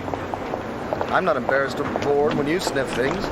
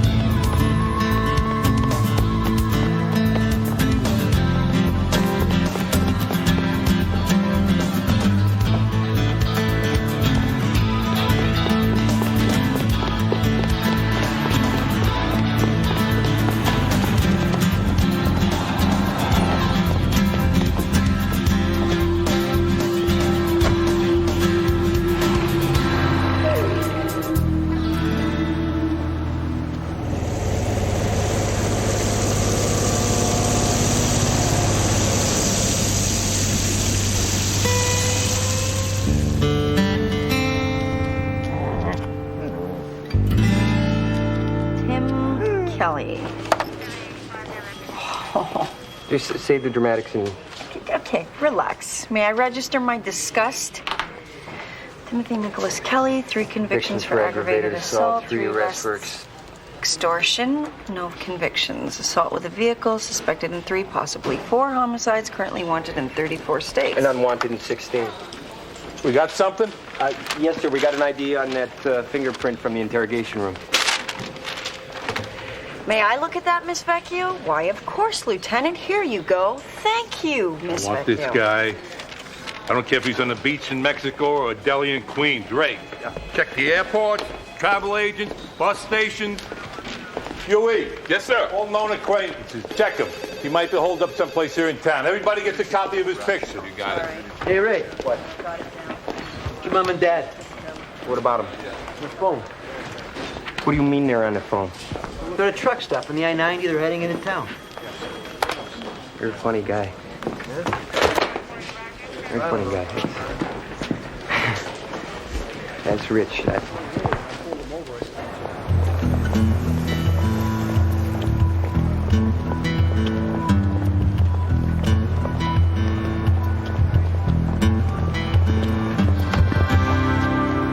It's more important to know where the game is going and where it's been. You hunting me, Ben?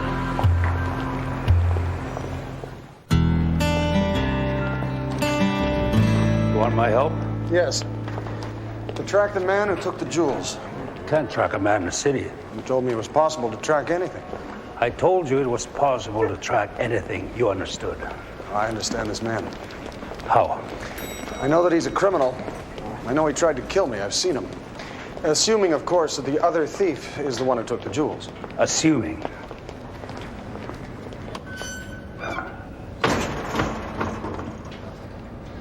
Someone's been up here. You could have seen that yourself, Ben. Someone tall, about my height. How do you know? Couldn't have reached far enough up, unless he was. Didn't stand on anything. I'd have seen it if he did.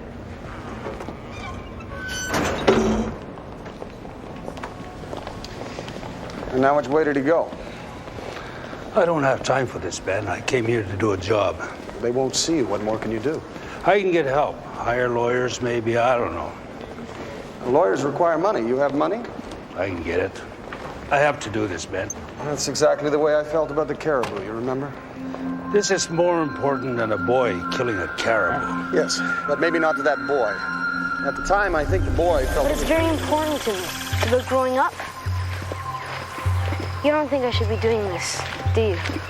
Kill something without need is wrong. But you're a guide. You guide people from the city when they hunt here. They don't need what they kill. You live here, Ben. You're part of it. All of it. So you won't help me? No, I'll help you. If you don't think I should do it, then why are you helping me? It doesn't seem very logical. I'll help you so you can decide for yourself. If you can't find a caribou, you can't know if you'll kill them. I could find them. Not before they die of old age. He came this way? Yes. Is there a sign? I know he did. Is he the thief? No. Why did he take the jewels? Why did Stinky Masterson steal Jimmy Longbow's snowmobile? Well, that's not the same thing at all. Stinky sled dogs had eaten poison tallow. We needed transport. Because he needed it. No. Because he wanted it. There's a difference. The men I'm fighting are just like the men who killed your father. Greedy, corrupt, evil men. Nothing good can come from a bad act, Quinn. You taught me that. You said I was always right. Maybe we are going about this the wrong way. The man has the jewels. He'll need to sell them to use the money. Now, that means he'll have to go to a dealer in stolen goods, otherwise known as a fence. Now, my friend Ray has, on occasion, pointed some out to me. Perhaps we should visit a couple. You'll be my guide? I will be your guide.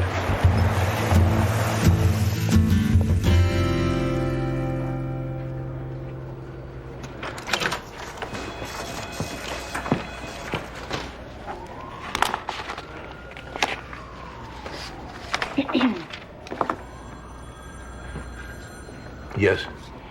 Yeah. Diane Bowen from WOTX TV called, and she wants to interview me. Kind of a human interest story, you know, tough women on crime.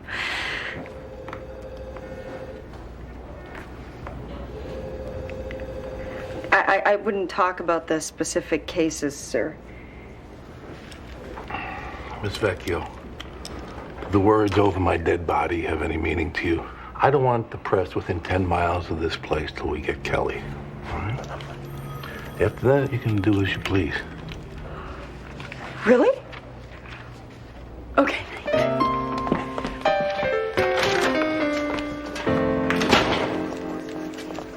Tickets to Acapulco? Shouldn't I be going with you? I'm your brother. Oh, Ray. You know that I would much rather spend the weekend alone with you in a hotel room. Squad room. Really? It's your parents? They're calling from a payphone on the interstate? So you're in on it too. That's very amusing. That's an amusing little prank, and I'm laughing on the inside.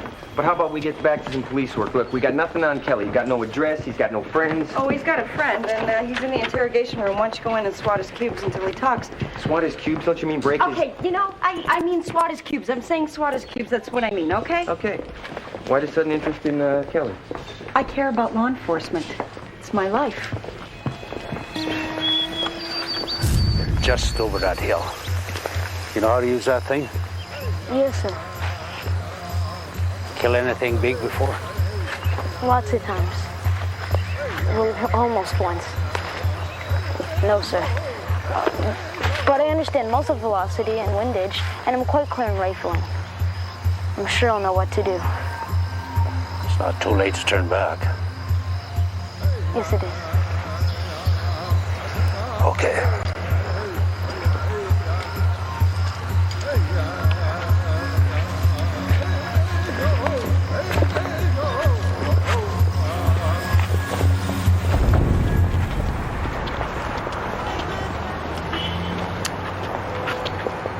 This is the fence. You gonna come in with me? I can't do that.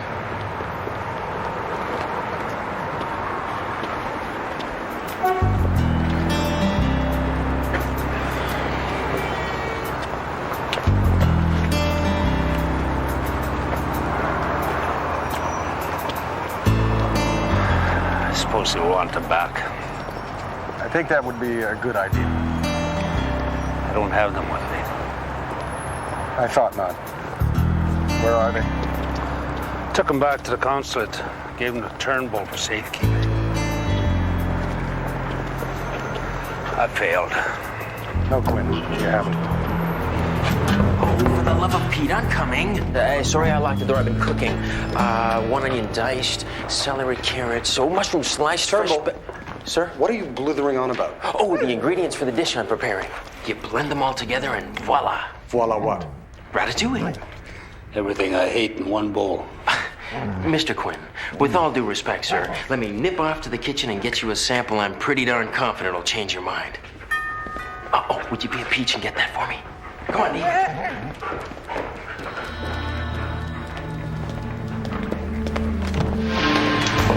Don't move or I'll kill him. Don't move. Where are they? Where are they? You're not be stupid enough to carry them. Come over there right now, I'll blow you away. Not very logical. If you kill them, he can't tell you where they are. Didn't stop me from killing you. You shoot them out, they'll hunt you forever. All right. Let's go. Both of you. Come on. Go. Quite frankly, I find it rude. Oh, company. Gone!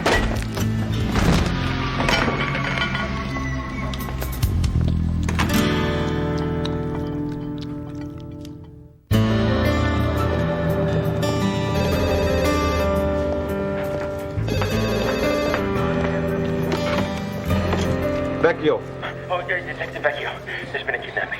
What? An abduction. An absconding, seizure, a capture. Turnbull, I know what it means. I need to know who, when, and where. The who is Constable Fraser. And Mr. Quinn. The when is just recently. And the where's at the consulate. What do you look like? Oh, let's see now. Constable Fraser. Not Fraser, the kidnapper. Okay. I managed to make a quick sketch, a little something in charcoal. You see, I left my pastels at home. But maybe I can work it up for you later. I'm doing some lovely work in oils. Turnbull. Yes, sir. Fax it.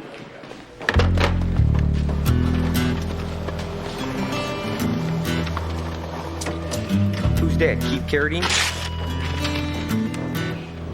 It's Kelly. He's got Fraser.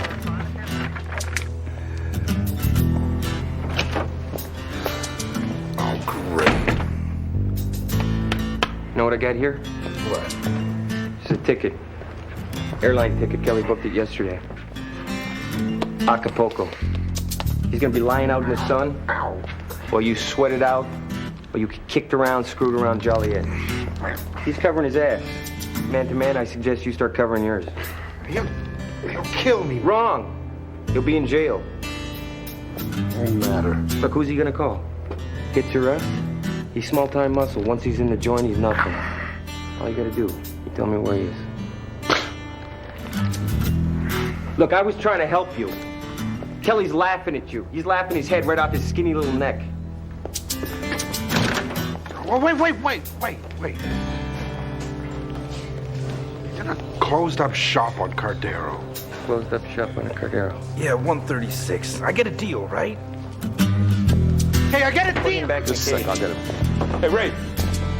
Parents on the phone. Look, put it to rest, Jack. I'm serious. They're just outside the city limits. Look, it's not funny. All right. It's not funny. Okay. Shut up. Okay, we're gonna make this real simple. You tell me where the jewels are, and I won't kill your mounting friend. Don't listen to him, Quinn. Shut up! He'll kill us as soon as he has the jewels. Well, maybe one in the kneecap just to get the ball rolling, huh? I'll take you to the... Quinn. It's okay, Ben. All right. Good boy. Bad boy. Good boy. Bad boy. Good boy. Bad boy.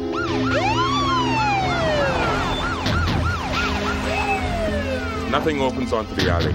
Back entrance? Nothing. So the front's the only way out. It could be nobody's home. Could be we got a fruit cake with 2 hostages. We'll take it real slow. I think I can get up to that window. Kelly! I got 2 hostages! Come on. Well seen the movie. Forget about it. I'll do it.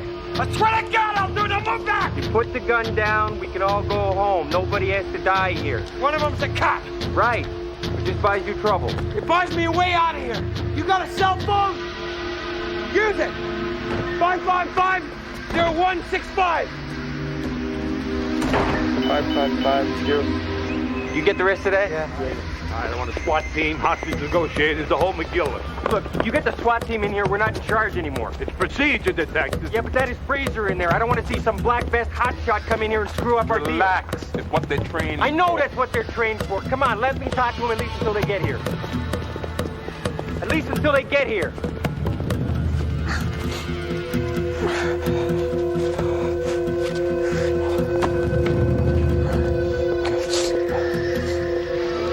How are your ropes? Tight. Loosen circulation in my fingers. Can you move your hands? I think so. There. I'm tight. Come on. Come on. Use the damn phone. Come on. Yeah.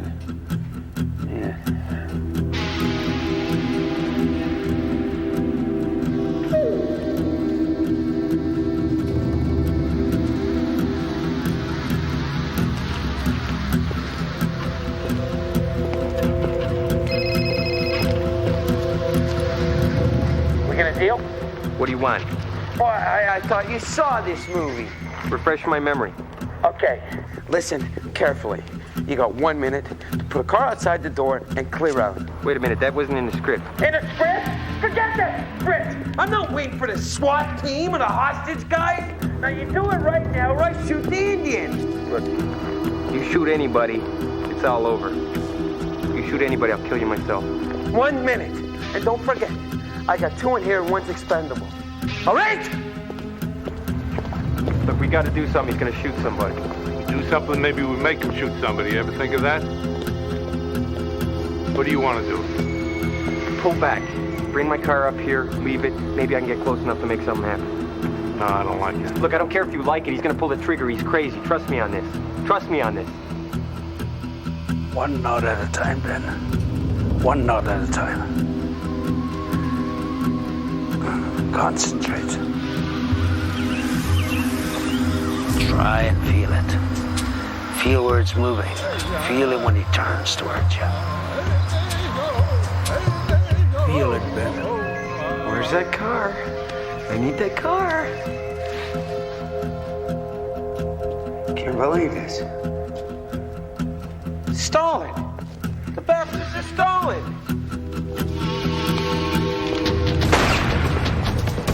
Gunshot!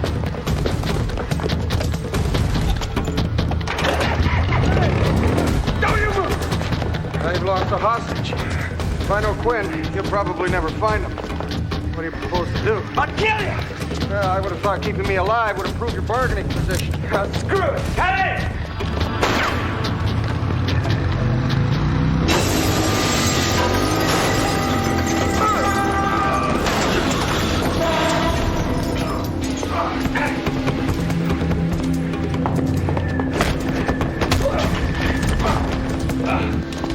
Don't move!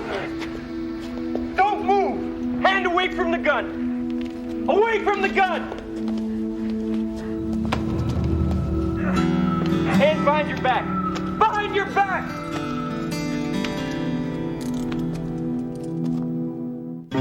Getting the property back into the hands of the rightful owners is what it's all about. Thank you, Miss Vecchio. For Women Tough on Crime, I'm Diane Bowen. And cut. Good, we got it. If I gotta admit, it was a creative use of a motorcycle. But I wonder what would have happened if you fell on Quinn and Fraser. I never thought of that, but I got great cop, instincts? Yeah.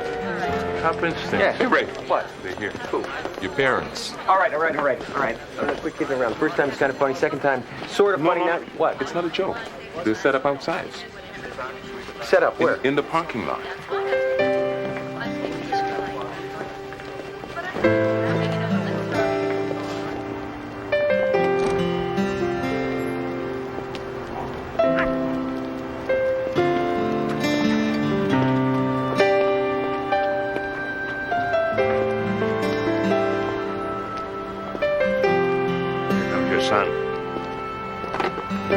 Stanley! Oh, Stanley, look at you. You haven't changed a stick. Your father and I fought from the moment we left the trailer park in Arizona. Fought right across the country. He'll have changed. Your father said changed utterly. Damien, I said, that's impossible. He's our son. Look at you. You're exactly the same as the moment you came into this world. You're hungry, aren't you? No. I knew it.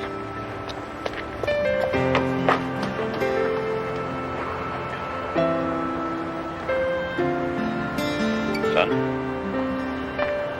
Dad?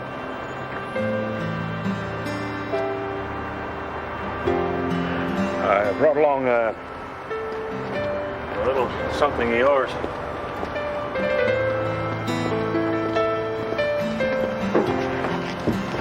Wow. She still runs? Kept her going. We're gonna work. Let me tell you something, son. There's nothing like a long Arizona highway to keep an engine running clean. Thanks, Dad.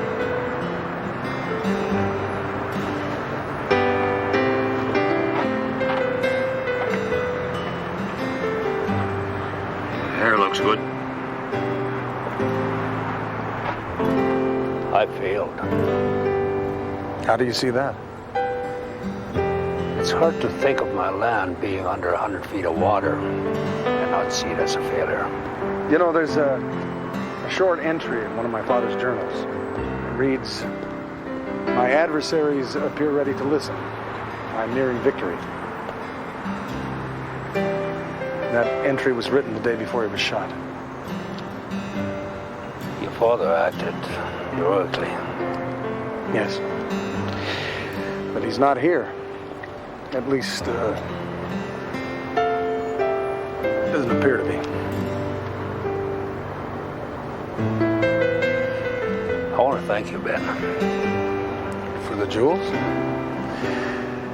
He would have returned them anyway. How do you know that? I know you. You do, don't you? Yes, I do. You let me make one of the biggest mistakes of my life.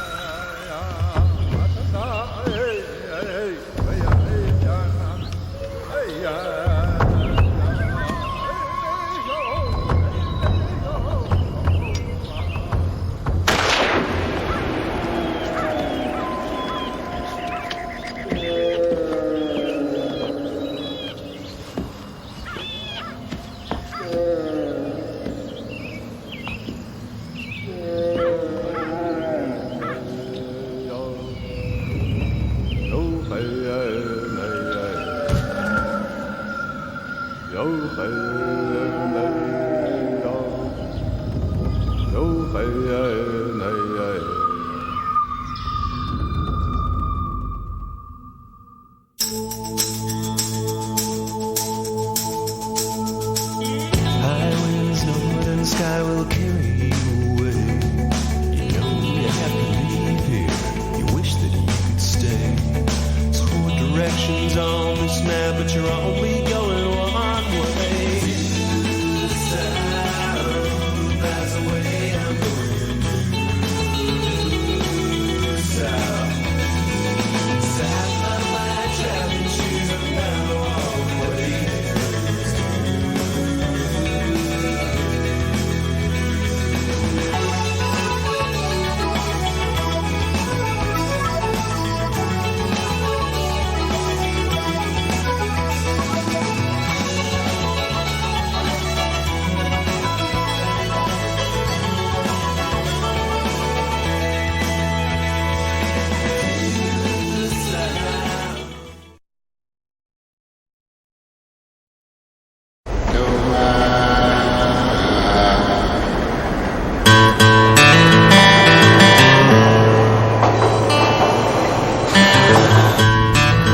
picked me up on time when I told you, Yes, sir, I was... instead of driving in endless circles around the Justice Building. Well, there was a no stopping... I would be fully dressed and ready for the theater instead of half-dressed and late. Yes, sir, my This apologies. is a consular vehicle with diplomatic plates. Nobody's going to haul you off to jail for double parking. Understood. Here are your tickets. Put them in here.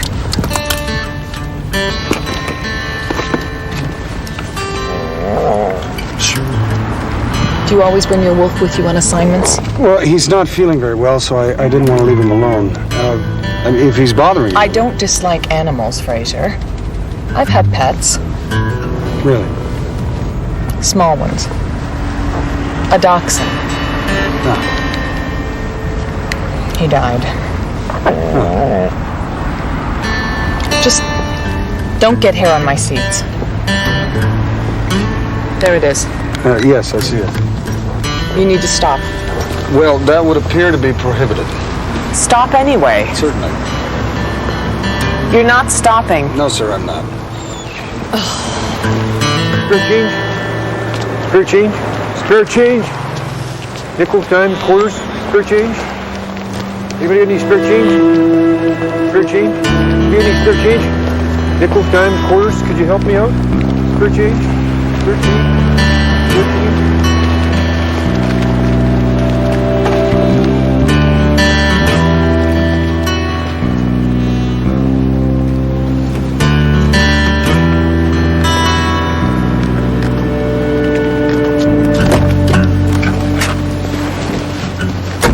Where's Elliot? Nice car. It was a gift. Where's Elliot? He decided not to come. I think he's unhappy with you. Sorry to hear that. So is the senator. You see, he really enjoyed your services. But you were paid once, and he sees no reason to pay you again. All right. If he would rather leave this to his press agent. I think we can come to some kind of accommodation. I'm so glad. There's a parking space right there. Sorry, handicapped. Oh, what about that one?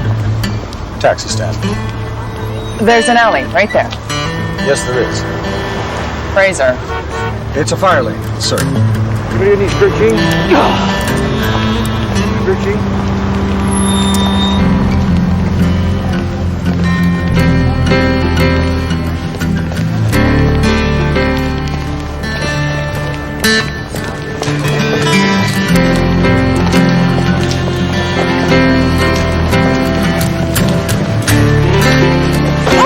Oh, excuse me.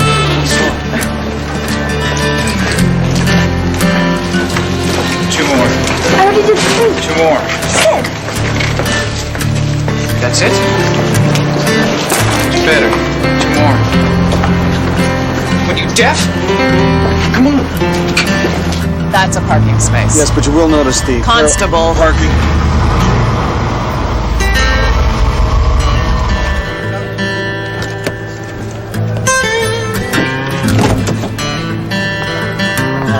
I'll wait. I'll take your cab. Yes, but it might rain. Suit yourself. What's the matter? You can't see the diagonal striped lines? What, I have to call a tow truck? No, I'm sorry. I'll move it. Be quick about it. It's all right.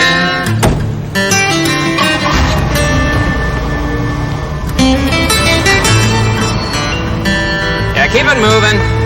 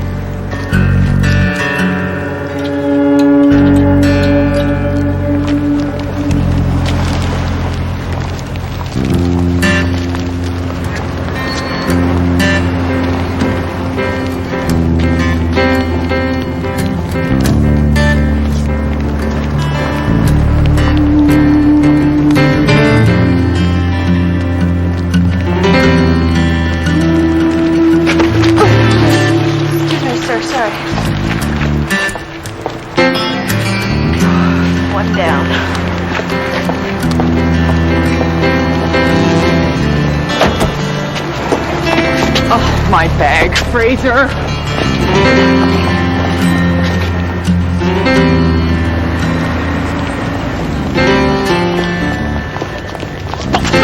where you're going. Hey! Hey! Somebody stop that little thief! She stole my brooch! Thief! Stop that kid! Hey! Stop! Hey!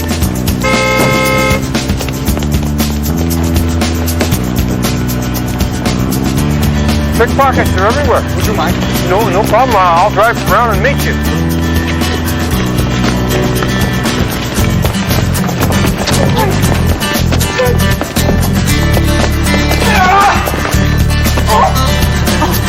Oh, Fraser, thank God. Fraser!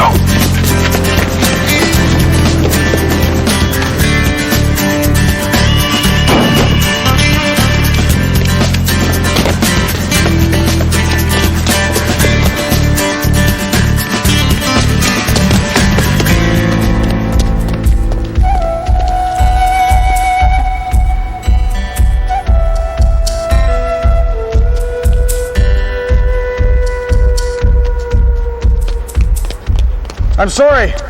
They're obviously much more familiar with the territory than... Sir! Sir!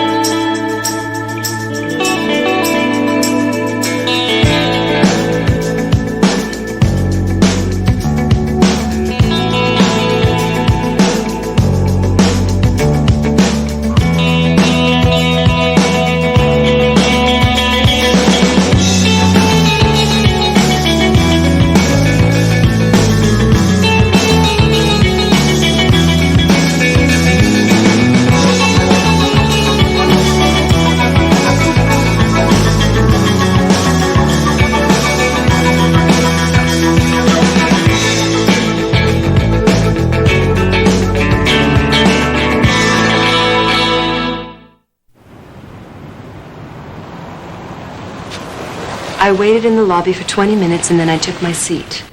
I assumed Miss Barkley had been delayed on business. It wasn't uncommon. Were you aware of any particular appointments Miss Barkley had scheduled last evening? No, I wasn't privy to that kind of information. But you did work for her, We were associates.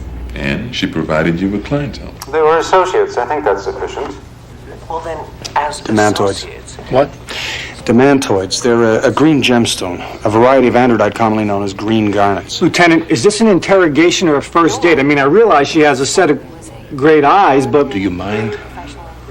Apparently the inspector's brooch was a gift and has some particular significance that makes it irreplaceable, so I was The hoping book. Ask about the book, or would that be a relevant Doesn't question? he have his own caseload? Shut up. Sir, you don't understand. Shut up! it's a very attractive book. Shut up! Has been frank and open with her responses, Detective.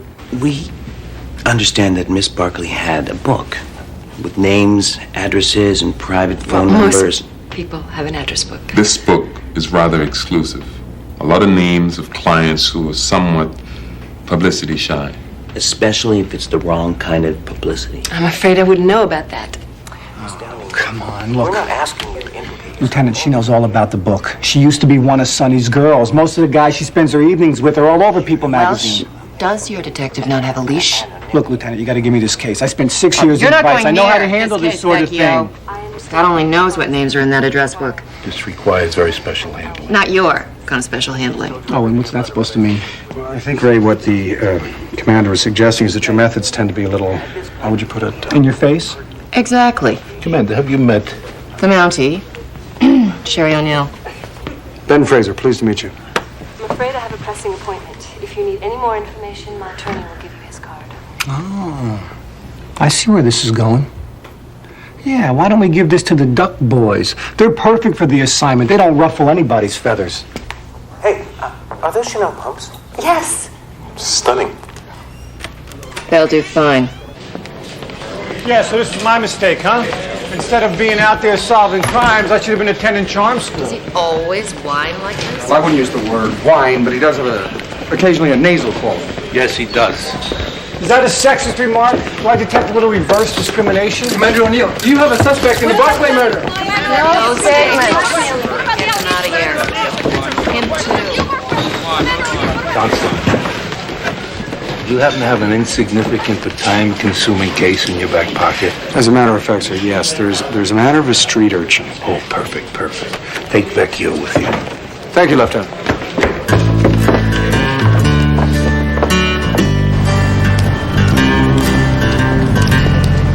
Naugahyde. Oh, it's leather. Smell it. Naugahyde. $50 for the lot. It's quality stuff. It's worth twice that much. Well, take it or leave it. What about this? Some kind of computer. It's going to be worth at least $100. Korean party favor. I got 10 of them. Show her the brooch. Show her. Well, I thought maybe I could keep this one. No, we need the money. Well, it's mine. No, nothing's yours. Not until I say. Maybe you ought to listen to your sister. Somebody ask you? Look at you, Sidney. Look at your hands. Hard to pinch quality stuff, I would say, with those size mitts. I don't remember where your bread's buttered. You want the pin or not? Can't move it. Take it somewhere else. Thanks. Come on. Matinee's getting out.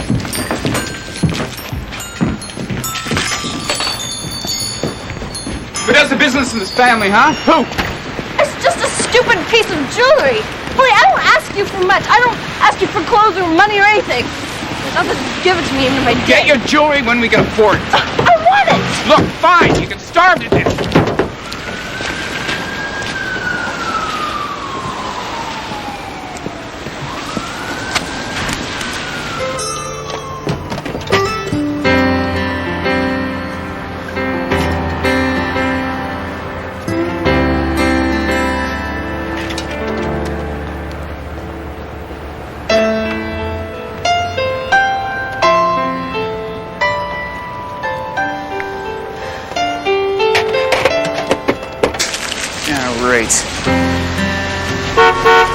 How you doing, Sid? I don't have time for you today, Crowley. No, you better, otherwise I may have to invite you and your sister down to the office for an interview. Now, that would be an official interview. It cost us both time and money. Over here.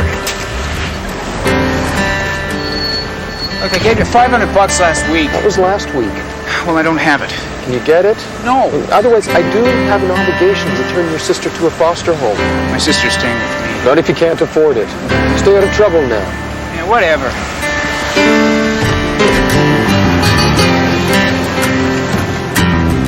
Andy, today!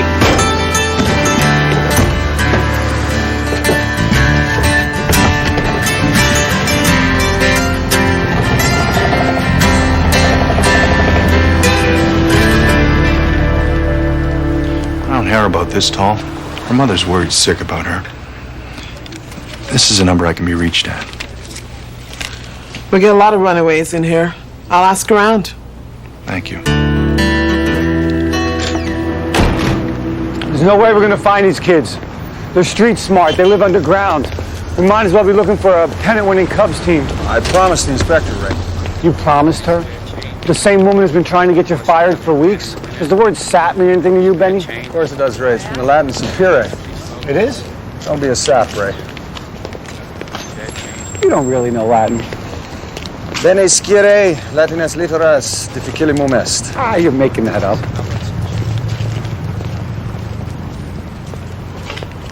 You're babying yourself. You know that now. It's only going to make the situation worse. Ah, leave him alone. He's sick. Ray, he is my wolf. I believe I know what's best for him. How would you know what's best for him? You haven't been sick a day in your life. I most certainly have. With what? Various childhood illnesses. Such as? The usual. Could you be a little more specific? Pink eye. Both of them. Swelled up like watermelons. Pink eye. All right, suit yourself. Yeah, my heart's bleeding for you. You know, I hear that pink eye can be fatal. In the north, most definitely. You know, first impressions can be misleading, Ray. No, you just have to find the good in everyone, even if you have to manufacture it. Look at this. Somebody has a sweet tooth. Did I ever tell you how much I hate it when you go,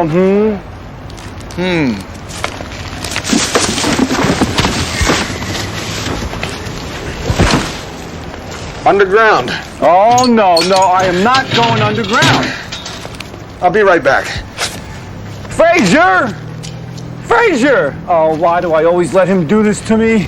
All right, I'm coming, but remember, this is Chicago. If we crawl into this thing, we may never come out. No! Fraser, where are you? I'm here, Ray. Just follow my voice. You see the kids? No. The brooch? No. Exactly, so let's just turn around. Ray. This is a swill pit. You brought me into a swill pit. No, it's not a swill pit, Ray. First of all, swill entails a more pungent odor, and a pit is generally a circular indentation with only one entrance from the top. This, however, fits the definition of a tunnel. A long, straight... Ow!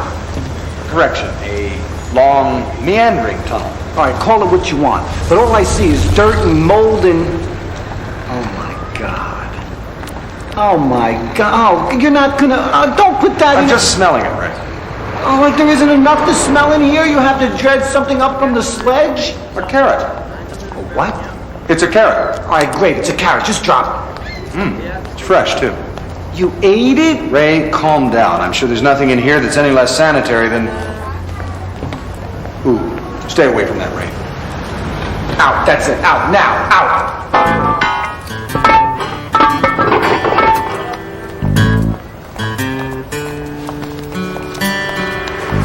You know how many suits of mine you ruined? 24 perfect with good. Holy cow!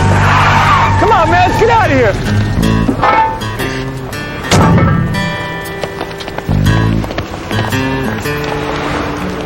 What is it with you? Does dirt not stick to you? What were you, Scotch guarded at birth? Hanky?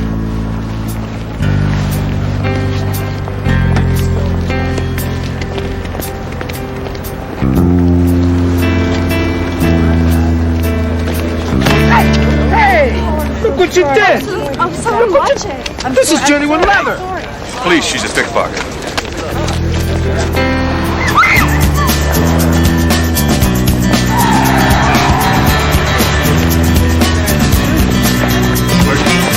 Where is it? You stole something from me and I want it back. Stop right there! Take him.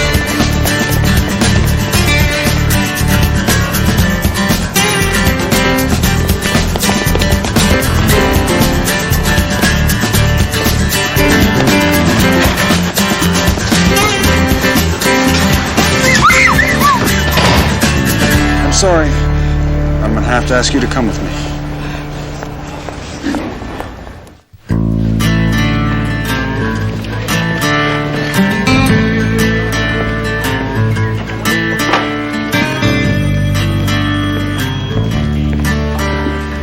Right over there, man.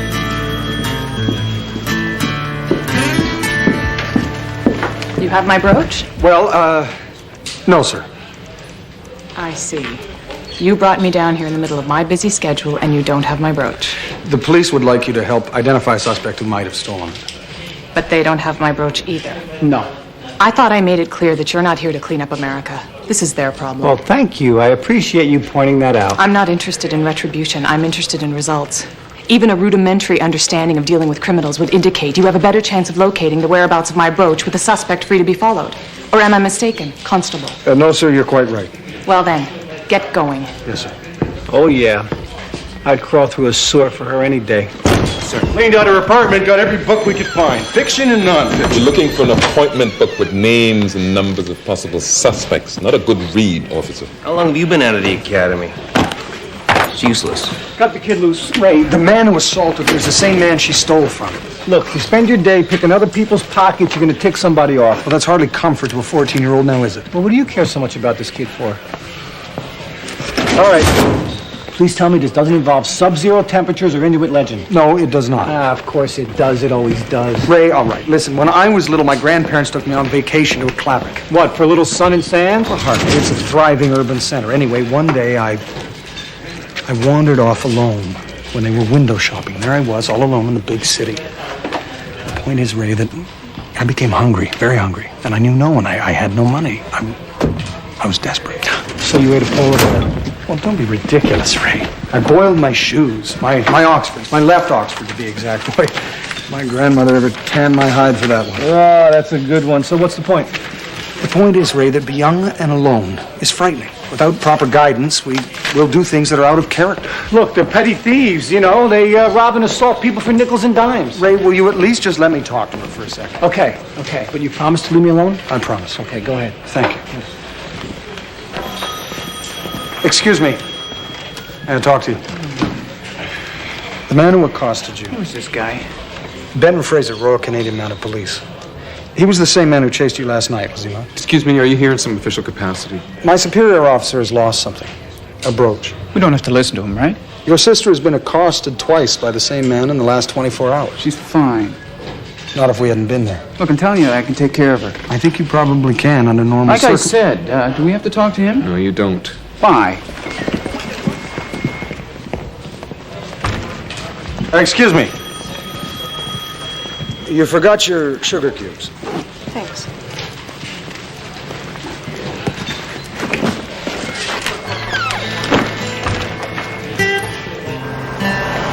Sid? What? What? Nothing.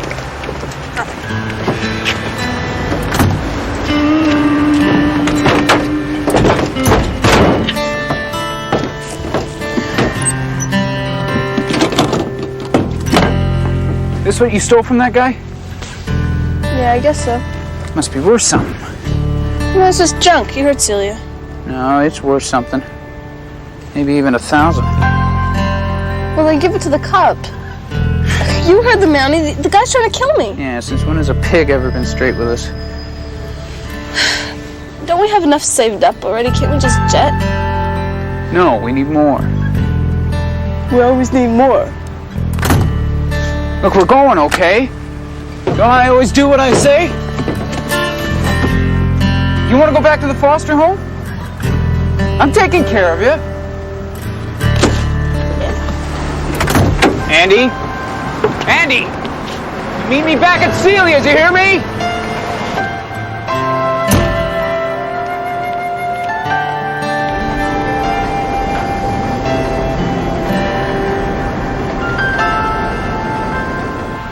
Listen, Buster, if you eat all your carrots, I've got sugar cubes for dessert for you. It's a very good choice. Plenty of carotene. What's that? It's a red or yellow crystalline pigment found in carrots, among other things. The body converts it into vitamin A. It's the orange stuff. Have you ever ridden in one of these things? Sid says it's a waste of money. Sid's not paying. Excuse me. May I? I've had some experience. Go ahead, but she only moves for me. Really? There. Come on up. Diefenbaker?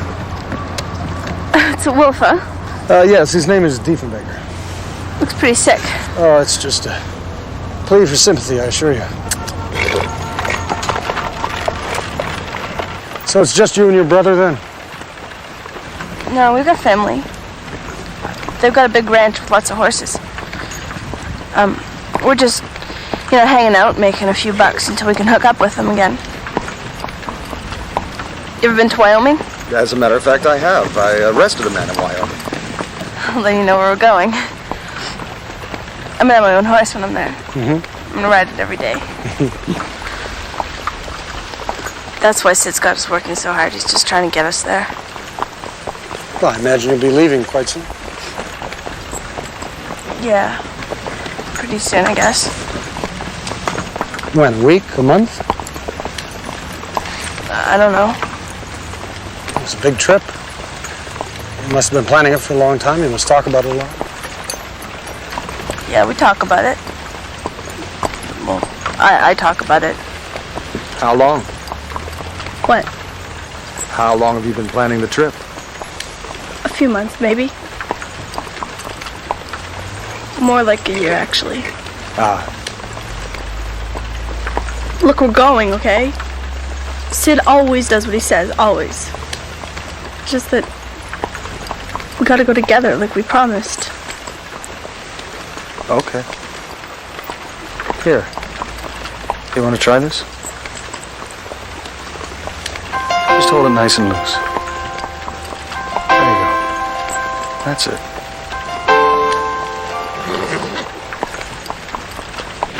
Personally, I prefer Myrtle Beach to Martha's Vineyards. You? Tell me, is that blouse from the Gap?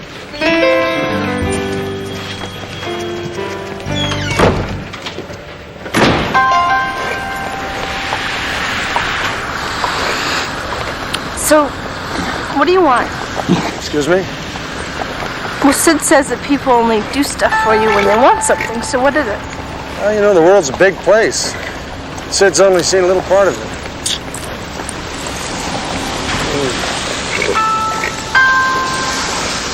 Do you think that guy's gonna come after me again?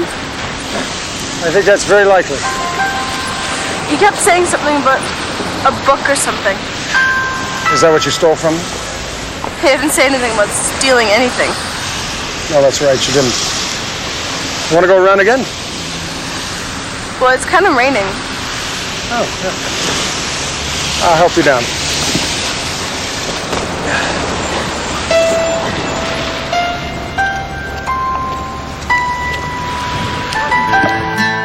The killer has a very specific tattoo on the side of his neck. She says she pickpocketed something from him the night of the murder. Yes, sir.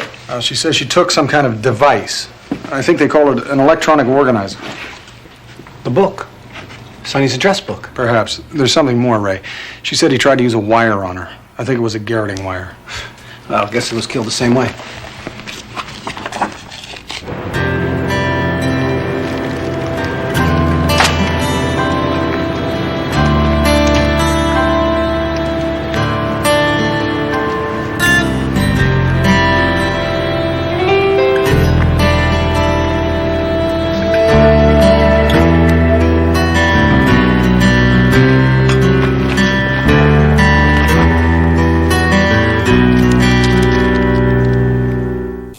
It was a small tattoo, the Stars and Stripes, located approximately 4 centimeters below the left ear. I remember it quite distinctly. And judging from the sharpness of the color, our man either avoided the sun or the tattoo was relatively new. Now, if we can just match up the style of the tattoo to the artisan... Fraser, tattoo is a tattoo. It doesn't take a Michelangelo to doodle Old Glory on somebody's neck. On the contrary, Ray, a tattoo is a very individual thing. You don't hand it over to just anybody. You have to have faith in the vision and the integrity of the artist. The artist? Yes. You call this art? Well, very much so. And you know something? It's exactly that kind of assumption that has contributed to the commercialization of this ancient form in recent years. Excuse me, these subtle shadings, are they Zulu-influenced or Tanganyikan? Boyd!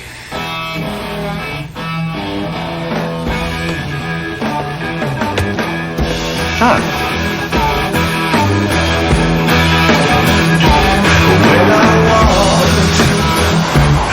My baby, I said I walked her down to the train. I said, baby, please walk slow. You know I hate to see you go. And I walked my baby down. Nuance. You don't get a lot of it in this business, that's why I remember it. Nuance? The man favoured subtlety. At first I thought he was just another Cro-Magnon knockoff. Had him figured for the dancing Statue of Liberty, the flag at Iwo Jima, John Bon Jovi. You sure you only want red and white? Yes, just red and white, thank you. Then he did something unexpected. It was like he ordered a bottle of 1970 Chateau Margaux with his burrito. You mean the American flag on the back of his neck? Yeah, postage stamp size. You have to appreciate it. Are you sure I've got a very nice metallic puce? No, red and white will be sufficient, thank you. And I believe you will find that the maple leaf actually has 3 points, unlike the oak, which you have rendered quite accurately here. Problem? No, carry on. Do you know where we might be able to find this guy with all the nuance? No, just paid cash, then he left. Did he talk about his work? Mention a favorite restaurant or anything? Not the talkative type. He gave me this, though. As if I don't have enough of them. Johnstone. Senator Johnstone. Come on, let's go. Well, perhaps next time. Well, that's very nice. Is that the Tanganyikan influence?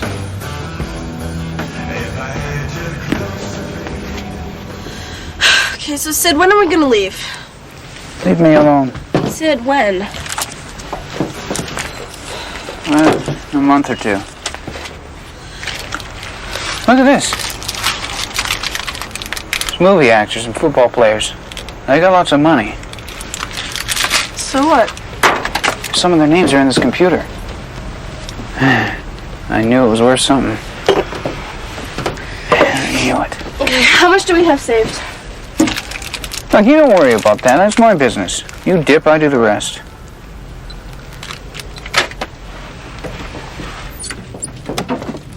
What the hell are you doing? Looking at our money. Oh, give it! Look, that money is mine too. I must have lifted at least $500 last week. Now where is it? Have expenses, all right? Andy! Don't you walk away from me. You spent our money, Sid. Look, I put food in your mouth and a roof over your head. You said it was all right to steal from other people. Look, you know how much it cost me to keep you out of that foster home? And you said it was all so we could go to Wyoming. There's nothing in Wyoming. It's just some stupid idea you got into your head. What are you talking about? Mama said we had a family out there. She said Mama lied! You said you would take me there. You lied.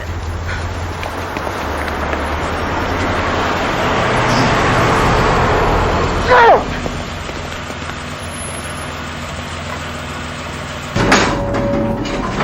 Celebrities are no different than the next guy, Fraser. The only mistake you can make is treat them like they are. Still, Ray, there is the matter of etiquette. Are you saying that I don't have any etiquette? Etiquette is a loose codification of the rules of conduct in polite society, and I believe that precludes accusing a United States senator of murder, conspiracy, and moral deviance. Fraser, this is America. We do that all the time. Excuse me, Senator Johnstone, please. We have dozens of campaign workers. We don't demand a psychiatric history before allowing them to stuff envelopes. This one. The woman he killed was Sonny Barkley. Maybe you've seen some of the press coverage? Ditch the slogan.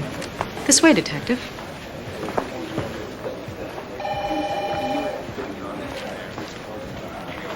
That's quite an accusation.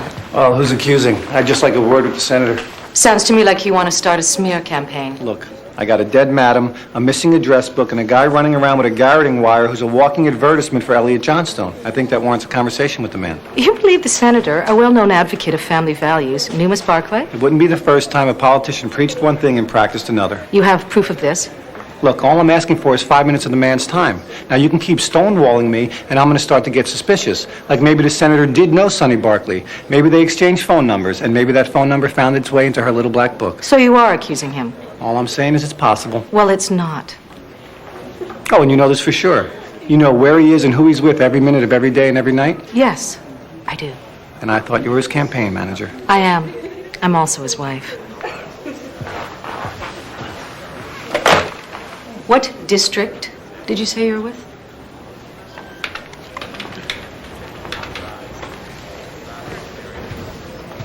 A waitress gave me your number. I have what you're looking for. Yeah. A book with names in it. Want to hear son? Be smart, kid. Take the book back to the alley where you stole it from me. I'll meet you there. I want a reward. 10,000.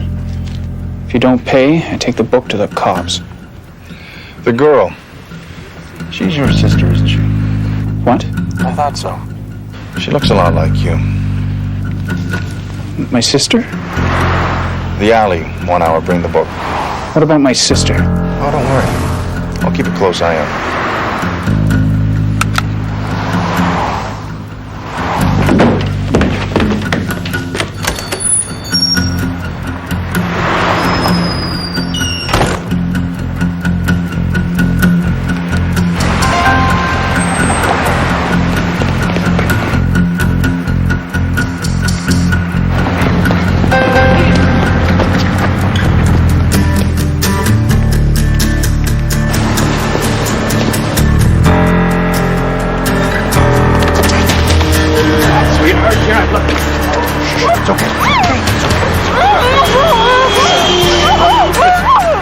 I don't want you on the street anymore. All right?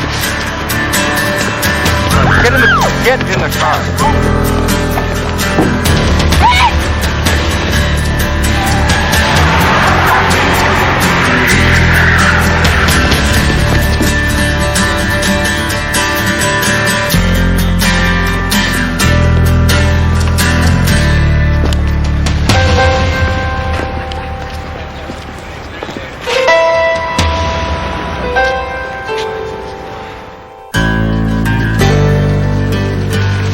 Now that takes real vision.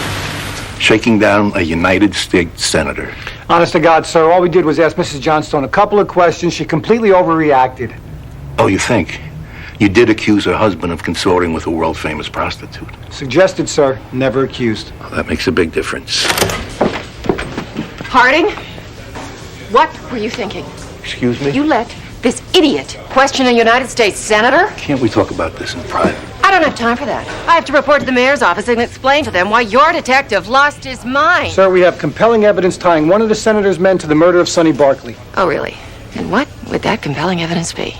Well, that would be a, you see, sir, it's sort of a small, it's a tattoo, sir. That's what it is, sir. Johnstone has a tattoo? No, an employee, his bodyguard, I believe. The guy with the tattoo murdered Sonny Barkley and stole her organizer, and we have a witness. Someone saw this guy kill Sonny? Well, not exactly. Our witness stole the organizer from the killer. A young pickpocket, sir. Oh, a credible witness. Well, she was later threatened by the tattooed man with the same type of weapon. So, you proceeded to grill the senator's wife on the word of a thief? Well, not just the thief, sir. We also spoke with the tattoo artist, and he gave us this.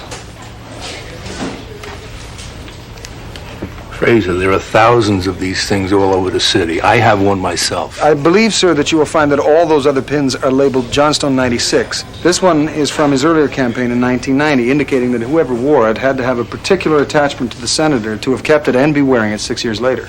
Your pickpocket. Can she ID the guy? Yes. She's here ready to make a statement? Well, she's not on the premises, sir. You ever stashed somewhere? Well, we don't actually have her in our actual possession.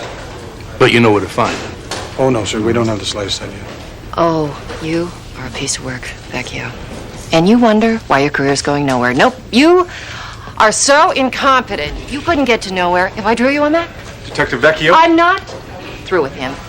Commander, the kid says it's urgent. What kid? Would you mind not interrupting me? Commander, this is still my unit. These are my detectives. Okay, if Detective Vecchio needs to be disciplined, I'll do it. What does he want? Something about an address book? Well, would you excuse us, please?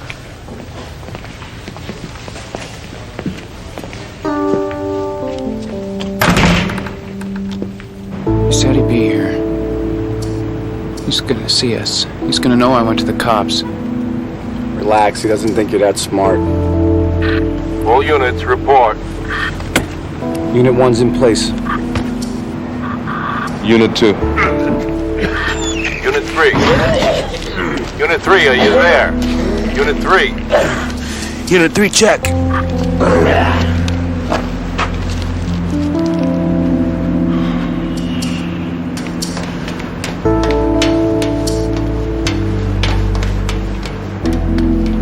Suspect appears, let him get into position. Don't overreact, just wait for my command. That is, unless you... Your department. Thank you, sir.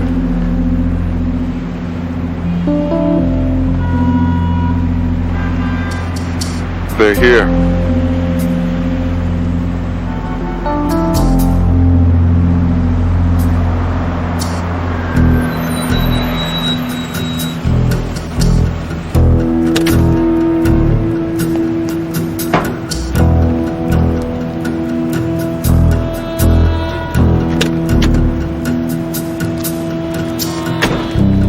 Stay cool.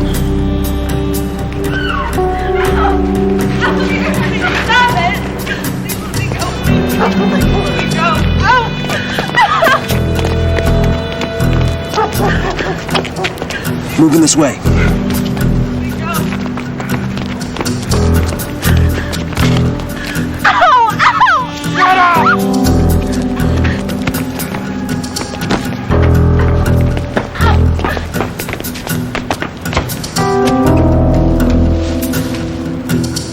Hold it, police! Hold it!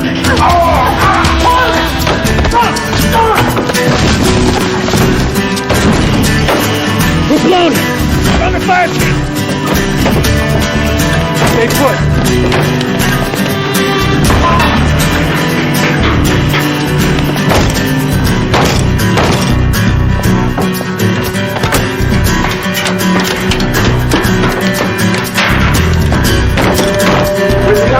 On the rope!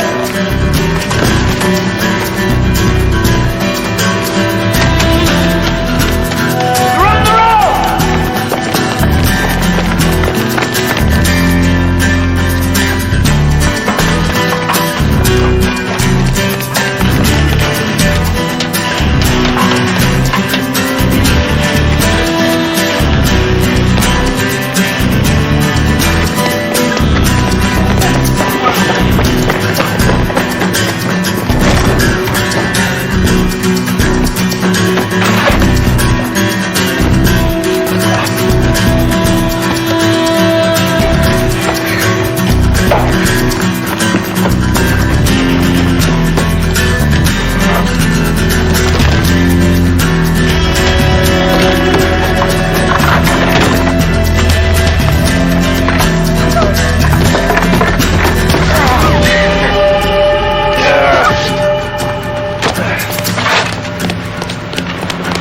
Nothing!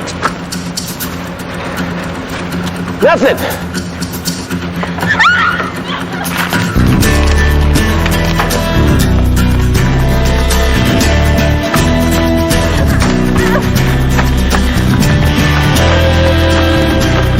Move it! I can't do that. I'll kill her. Now get out of the way. It won't do you any good.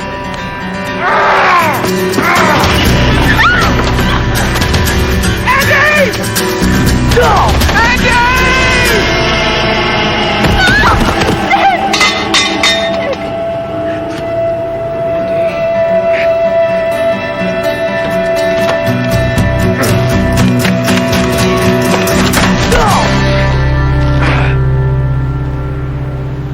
Well, actually, Sonny Barclay's address book was recovered. Just tell me how soon I can get him into court. You okay? I'm fine. I was thinking, maybe we should get out of this place. Sid, you just fell off a building.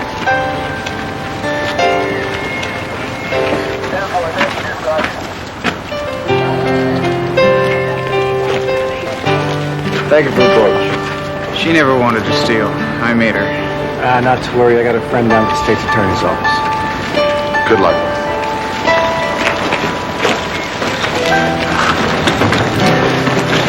Your friend hates you, Rick. It's just a ploy. She would like to see you incarcerated. So she likes handcuffs.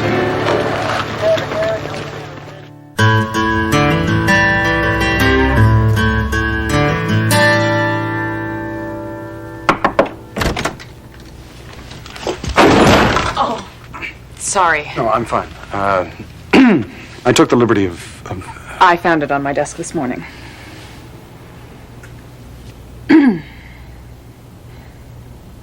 I hope it wasn't damaged. I No, noticed. actually, It's been like that for years.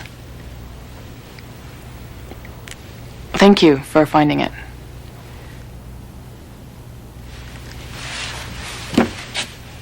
And don't ever go into my office again without permission. That's my first and last warning.